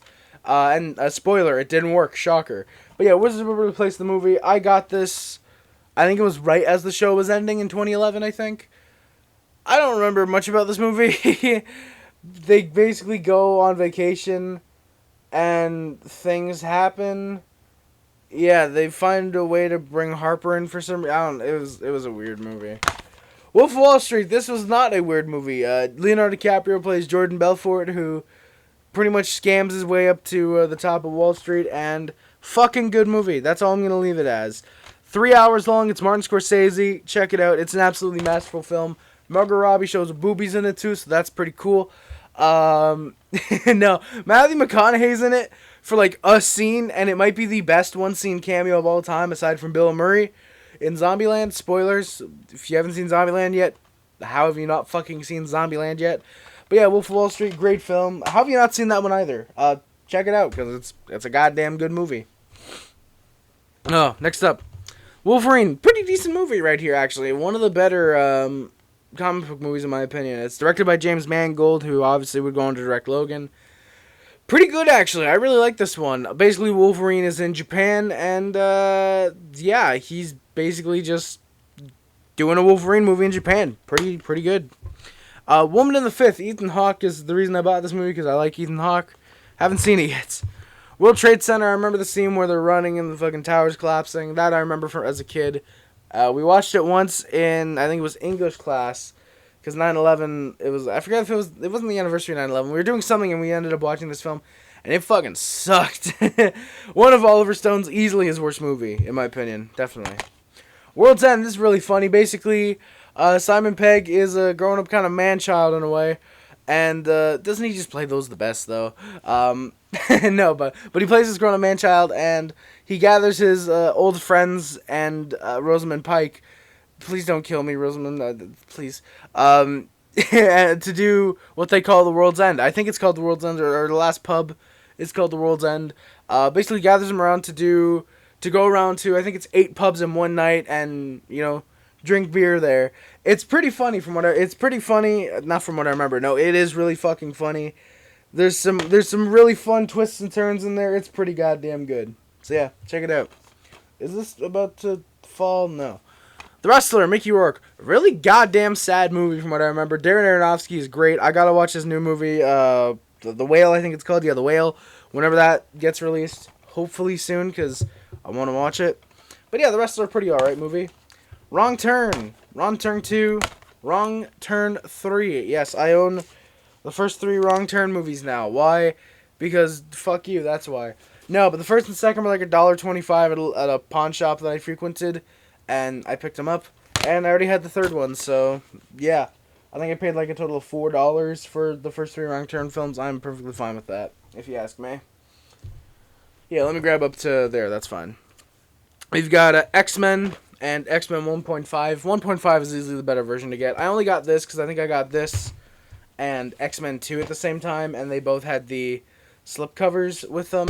But yeah, X-Men, it's a good start if you just want to see if you like the movie. It's got some deleted scenes, a Charlie Rose interview, a Hugh Jackman screen test, a featurette, storyboards, trailers, and all that. Unfortunately, 1.5 doesn't say what exactly comes with. But yeah, no, fucking 5 hours of special features. This is a 1-disc set. This is a 2-disc set, and should arguably be a 3-disc set, because there's probably still more.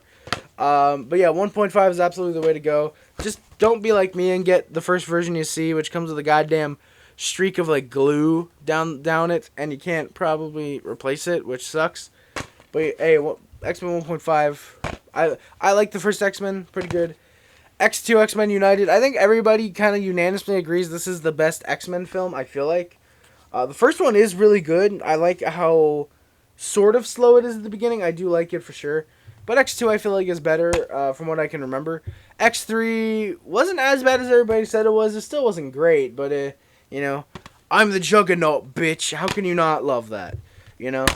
X-Men, him saying that to a fucking 13-year-old too. That's fucking funny. X-Men Origins Wolverine, this is...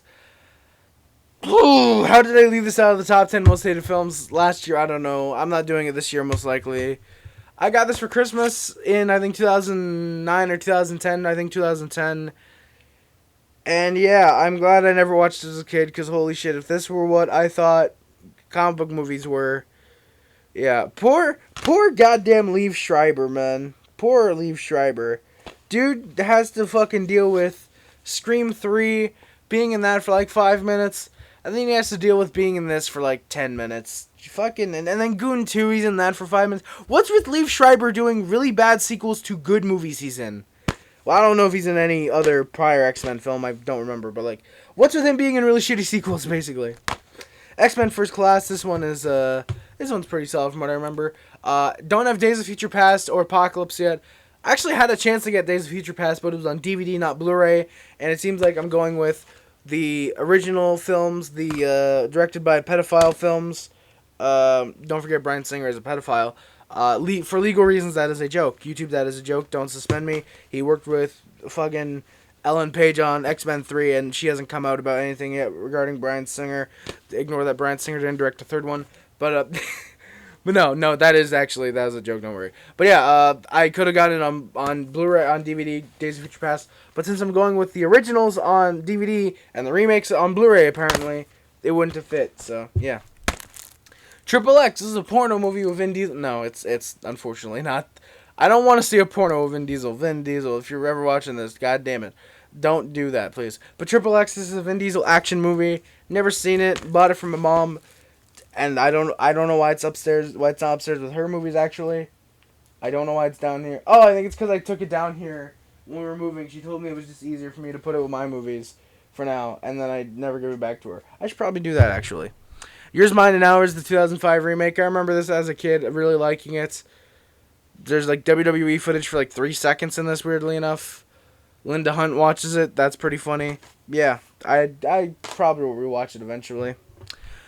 Youth in Revolt. Michael Cera with a really, really funny double role from what I can remember. Sorry, I'm just fixing the cover because it's moved down. There we go. But yeah, basically, Youth in Revolt. Michael Cera is this kind of nerdy, he's basically playing Michael Cera, who has this alter ego, who I believe his name is... Fuck's his name? Francois.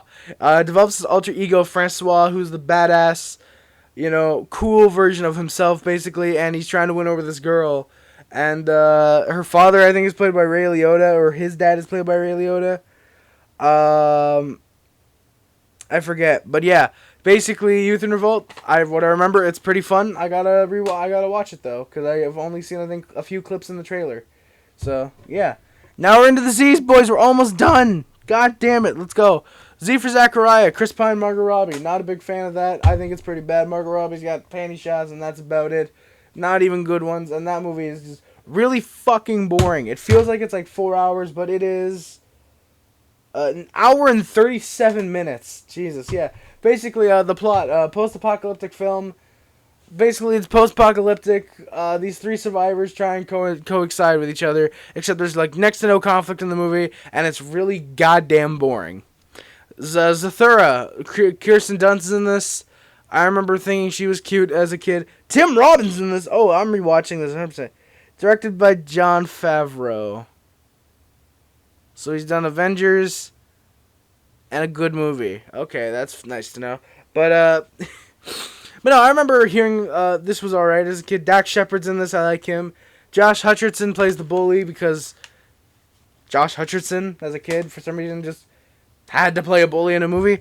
But yeah, Zodiac. This is a fucking great movie. Another David Fincher film. I think I own most David Fincher films. There's like 1 or 2 that I don't own yet. Yeah, this is a 2-disc Blu-ray set. This is the director's cut version. Love this movie. If you know the Zodiac Killer, this is a biopic about his life. It's fucking amazing. Jake Gyllenhaal, Robert Downey Jr., Mark Ruffalo. Such a fucking good cast. What's her name is also in this? Why can't I remember her name? John Carroll Lynn's also in this. He's fucking great in this. What's her name? I have a crush on her. What the fuck? Why can't I remember her goddamn name? I'm gonna remember like 2 seconds after I turn off the stream. I gotta look it up real quick. Give me a... Chloe Sevigny. That's her goddamn name. She's in this, Chloe Sevigny. Unfortunately, doesn't do too much. She's more of a secondary character. But yeah, Zodiac, such a damn good movie. Also, I really appreciate the detail on this Blu-ray, making it look like it's an actual letter by the Zodiac Killer with the front and back. I wish the special features and all that would have been drawn up in the font that they used for like the spine and everything like that. But I understand why they probably didn't. But I love that they do make it look like a letter. That is pretty damn cool. Yeah, Zodiac, great movie. Check it out. Zoolander. Winona Ryder's in this for like 2 seconds, so that makes it a good movie. But no, yeah, this is bad. This is a bad comedy movie. I don't get how people like Zoolander. I don't know, maybe I've got to rewatch it. I actually thought Ben Stiller's previous comedy, The Cable Guy, was a lot funnier than Zoolander. I didn't care for Zoolander. It's your typical criticism of the fucking fashion industry, because that hasn't been done enough. Yeah. Zombieland. This is a really, really funny zombie comedy, and Zombieland Double Tap. Zombieland, these 4 survivors, one of them played by Jesse Eisenberg, who just kind of plays the typical, he's really cool, but he plays a really nerdy guy in the movie, character, Jesse Eisenberg, with the really fucking badass Woody Harrelson. I'm pretty sure this was the first movie I saw Woody Harrelson in as a kid. Emma Stone, Abigail Breslin. I had a crush on Abigail Breslin when I was a kid, and now that I'm older, and well, she's older too. Obviously, she didn't stay 12 years old.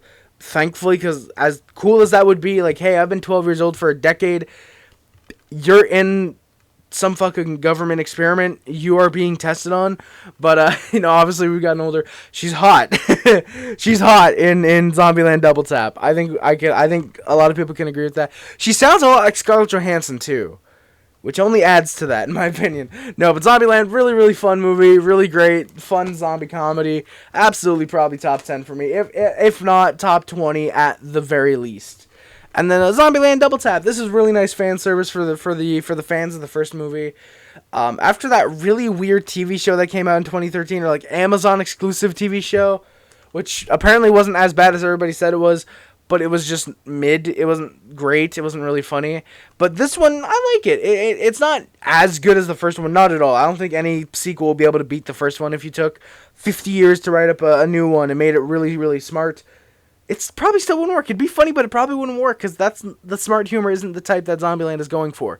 But Zombieland Double Tap, most of the time. But Zombieland Double Tap, it's pretty good. I saw it in theaters. I was really, really happy to have seen it in theaters. Yeah, I'll admit, I was kind of scared when I first saw it in theaters. I was like, oh god, how many jump scares are there going to be? There was a couple in the first. There was a few really good ones. There was really only one, and it was at the beginning when they were introducing the new zombie types. They introduced like the Homer and the ninja. The ninja one nearly got me. That was pretty much the only jump scare. I was like, oh, okay, he's running. Okay, he's gonna pop out. Where's he gonna pop out? And he popped out. I was like, oh, okay, they did it there. Okay, and that was pretty much the only jump scare. And then they didn't really do anything with this with the ninja zombie either. They did like one thing with it. It was still good. I liked Zombieland Double Tap. Interesting concept of them trying to get to this one place. Them not really trying to just go wherever. I mean, in the first, obviously, the objective is to get to Pacific Playland. But in the second, it's not, oh, let's go and have fun. It's more so, hey, let's go to this place to survive. It's pretty good. And then, obviously, the place they're trying to get to, obviously, it goes awry. There's zombies. It's a pretty good ending sequence. Not nearly as good as the first, because the first you actually believe they're going to die. This one, they're not going to. And, yeah, so I'm excited for Zombieland 3 in 2029, because 2009 the first, 2019... 2029 only makes sense. They've said they want to do one of these every decade, so yeah. We'll see about the next Zombieland movie. I like it. Honestly, I feel like the third one is maybe when you introduce, not maybe replace Woody Harrelson, but get a younger version of him. Not necessarily, like, sort of like what they did with Luke Wilson in this movie, except have him stick around, like, introduce a new kind of Tallahassee, maybe. I think that'd be interesting because Woody Harrelson's already nearing 60. I think he's going to be probably nearing 70 by my math. Probably nearing his mid-60s more than likely by the time a third one's getting ready to come out. So it might be best, like, even though he's going to want to do these, give him a cameo role, give him the Bill Murray treatment. Just don't kill him off, please. But, I could see that going on in Zombieland 3 maybe. Really love Woody Harrelson, really love Jesse Eisenberg, Emma Stone, Abigail Breslin. Everybody's perfectly cast in Zombieland, and yeah. And then to end off the DVDs, because I've been talking for 30 minutes and I apologize, Zoom Academy for Superheroes. It's a really bad kids superhero movie. Don't watch it. Yeah, so that's going to do it for the DVDs. I'll be right back with the box sets. I'm not even going to bother stopping this recording and starting a new one. I'm just going to pause it. I'll be back in like 2 seconds. Enjoy, guys. I'll be back in just a few seconds. Boys, please hold on because I'll be right back. Alright, I've got the box sets now. Actually, I'm forgetting one. Damn it.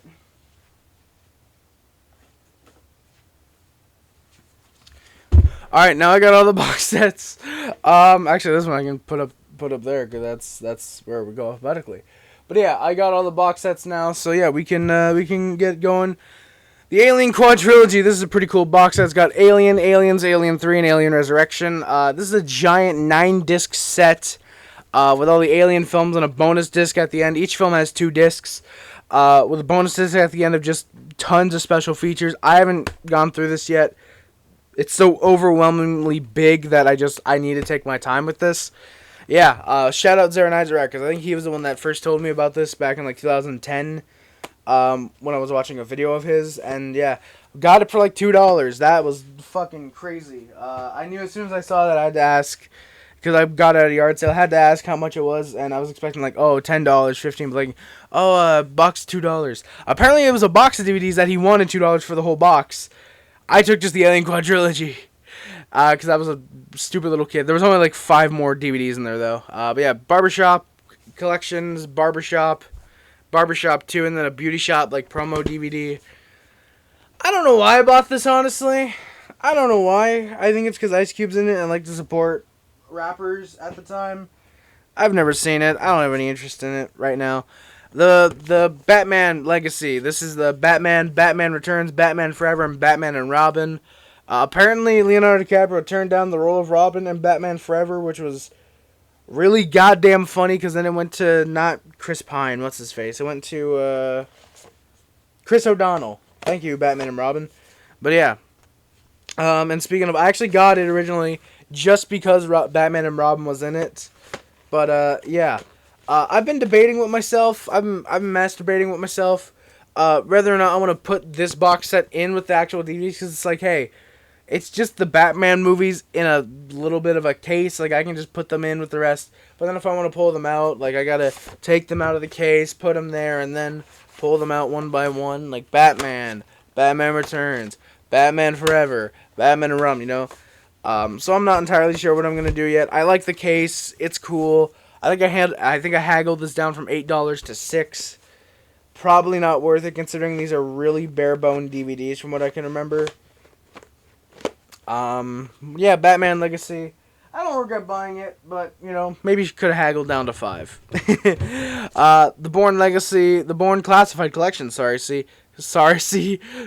is a Bourne Identity, Supremacy, Ultimatum, Legacy, a bonus disc, and also Jason Bourne. Really cool, it actually gives you space to put in Jason Bourne, which I did. I put the DVD in because it's a DVD set. I think that's pretty cool. It gives you that option. I think it would have been really funny if it gave you the space and then Jason Bourne just never got released. I love Matt Damon, but I feel like that would have been really funny. Alright, next up, Dark Knight. This is the actual movie, but The Dark Knight. This is the little Batman head. I regret not keeping the box for this. It ends up coming with Batman Unmasked and then special features and digital copy, which is worthless because I don't have the goddamn code. But yeah, Dark Knight. Pretty good Batman movie. Yeah, there you go. Elf, the Collector's Tin. I used to have the DVD itself out on my collection, but then I realized, no, what's the point of having the tin if the DVD is not going to be in there?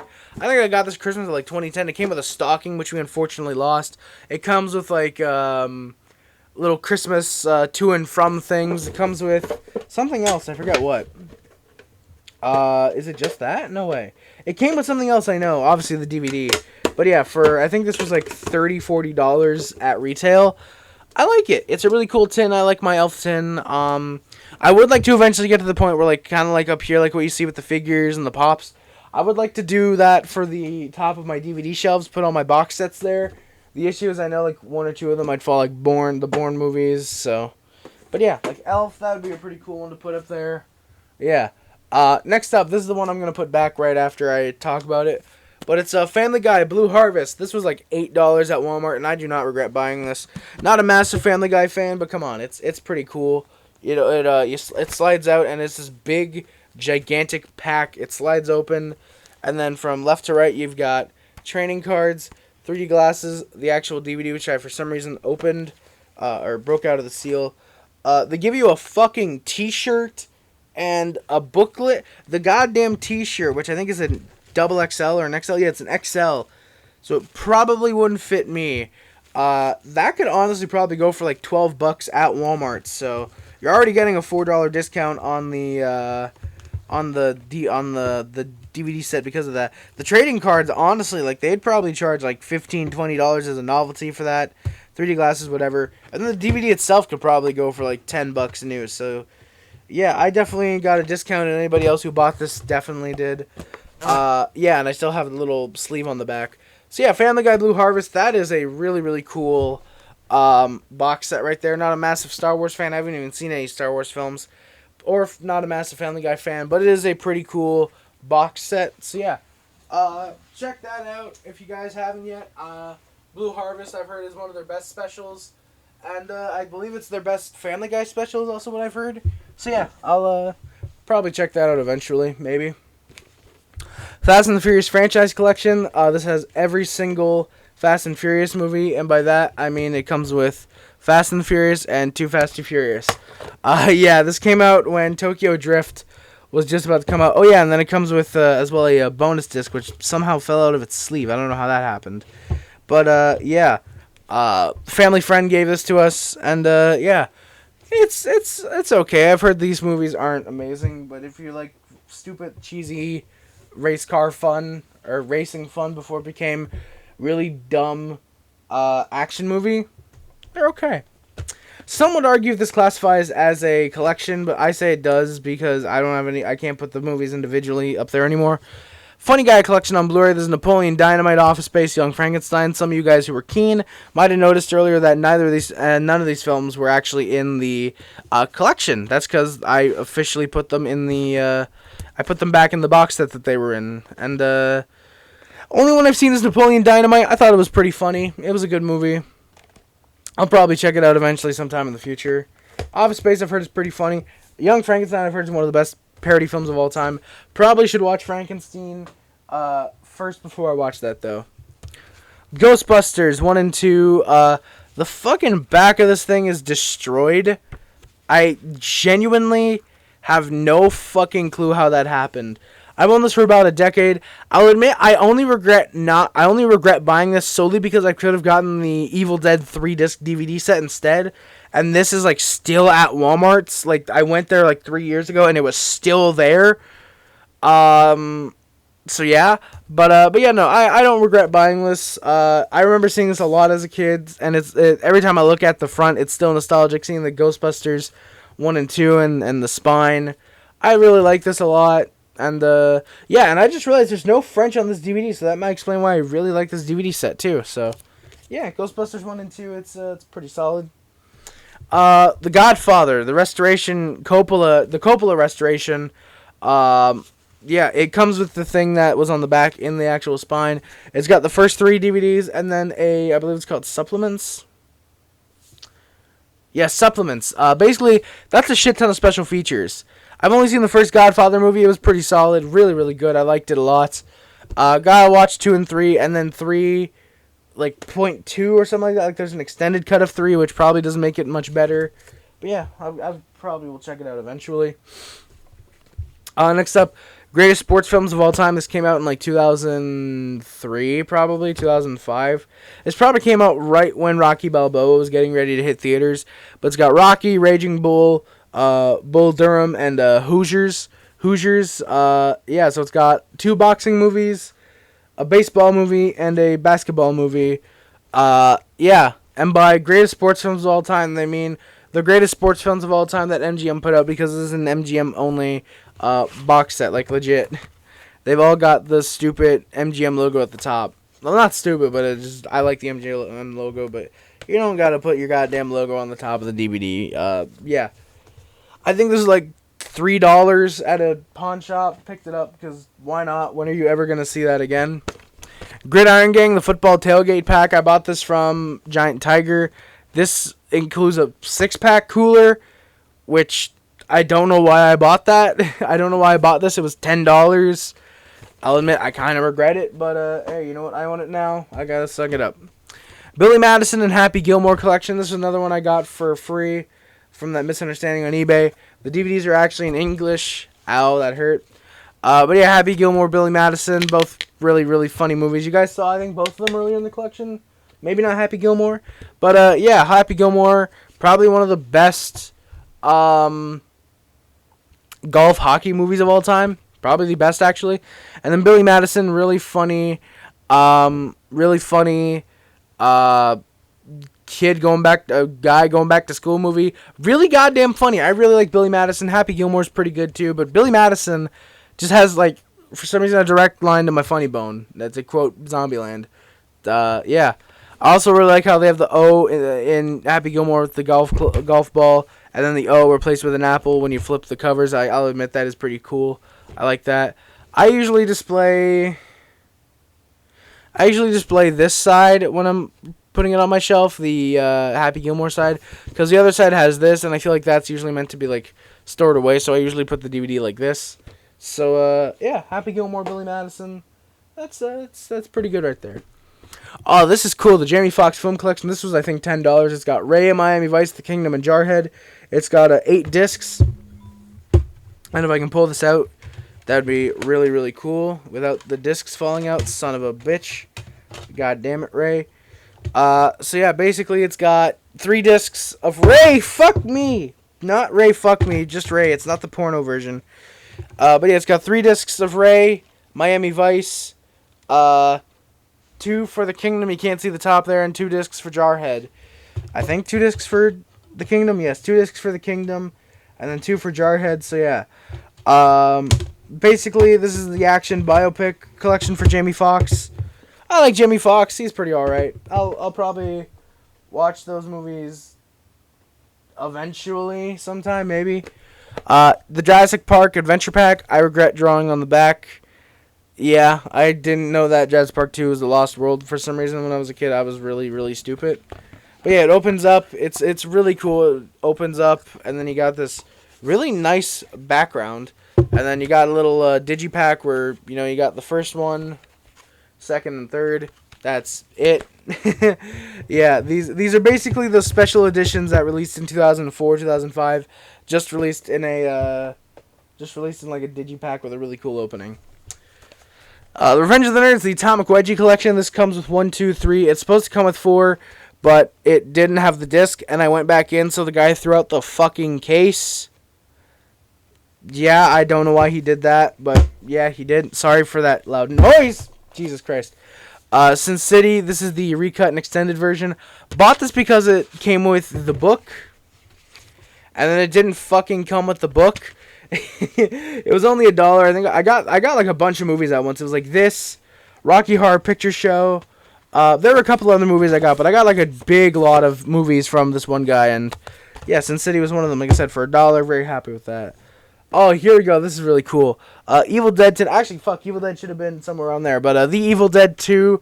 Really, really cool tin set. I think I showed this off last year. This is 34,666 out of 50,000, so not entirely limited, but you know what? Hey, it's pretty cool. It's a really cool tin. I've never seen this anywhere. It's got like a Summit and a Evil Dead Hail to the King scene selection there. Scene selection, and kind of I guess disguised as a poster. It's got a manual. It's Oh, no. Okay, this is the booklet. This is the booklet that it's talking about.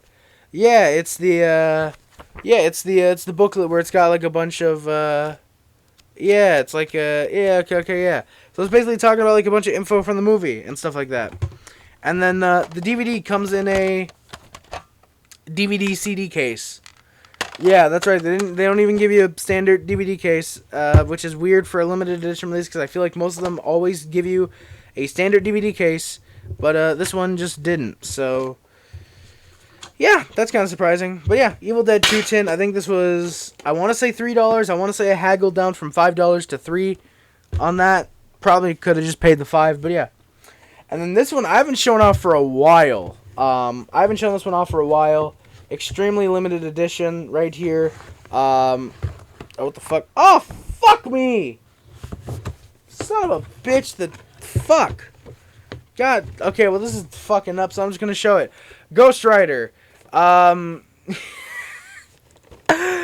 this set has seen better days. This set has seen much better days. I want to say I got this in like 2012. Yeah, it comes with, I'm gonna see if I can pull them out. I really hope I can. Obviously it comes with a DVD that just sits on top. Ghost Rider has sharp points. I don't give a singular flying fuck. Okay, yeah, no, I probably can't. I can't pull this guy out. But yeah, you guys can see it. It's really cool. It also had the chain. I think the chain is somewhere in there, rattling around maybe. But yeah, it came with the chain, but the chain broke off because I was a retarded little kid. But yeah, Ghost Rider. That set is really, really cool. I apologize to any Ghost Rider enthusiasts for not giving insight in the film. It's not great. Yeah, Ghost Rider is not a good movie. Arguably not a good superhero. But yeah, Ghost Rider, that set is pretty cool. I enjoy it. Would have preferred to get this cover over this cover because I just feel like this one is pretty cool. You got Nicolas Cage and Ghost Rider there. Yeah. Alright, so we're finally goddamn done. This part's probably longer than the first one. But yeah, that is going to do it for this video, guys. Thank you so much for watching. My name is Harry. Don't forget to like, comment, subscribe, favorite, share, which includes But it's not limited to YouTube, Facebook, Twitter, Instagram, everything else. My name is Harry, so go to the Puff Club. Subscribe to the Hate Club, join the Club, subscribe to the Nation, remember the Mod Squad. Thank you for moderating comments on your streams and videos. It is much greatly appreciated. Links to subscription on the Amazon, which is the PO Box and PayPal, the Letterbox, the Speedrunning account, the Discord, and the Twitch are all down there below as well. Thank you guys so much for watching, and my name is Harry again, and I am out to the Classy Boys, Adam Mariel. Remember, no matter how bad we were like last year, or how good we might be like this year, hopefully we're still fucking above 500 by the time this video comes out. Go Habs, go! I don't have the Habs logo, but that is gonna do it, guys. Thank you so much for watching. My name is Harris again, and I'm out. Love you guys. See you guys. Bye, guys. Love you guys. Bye, guys. See you guys. Bye.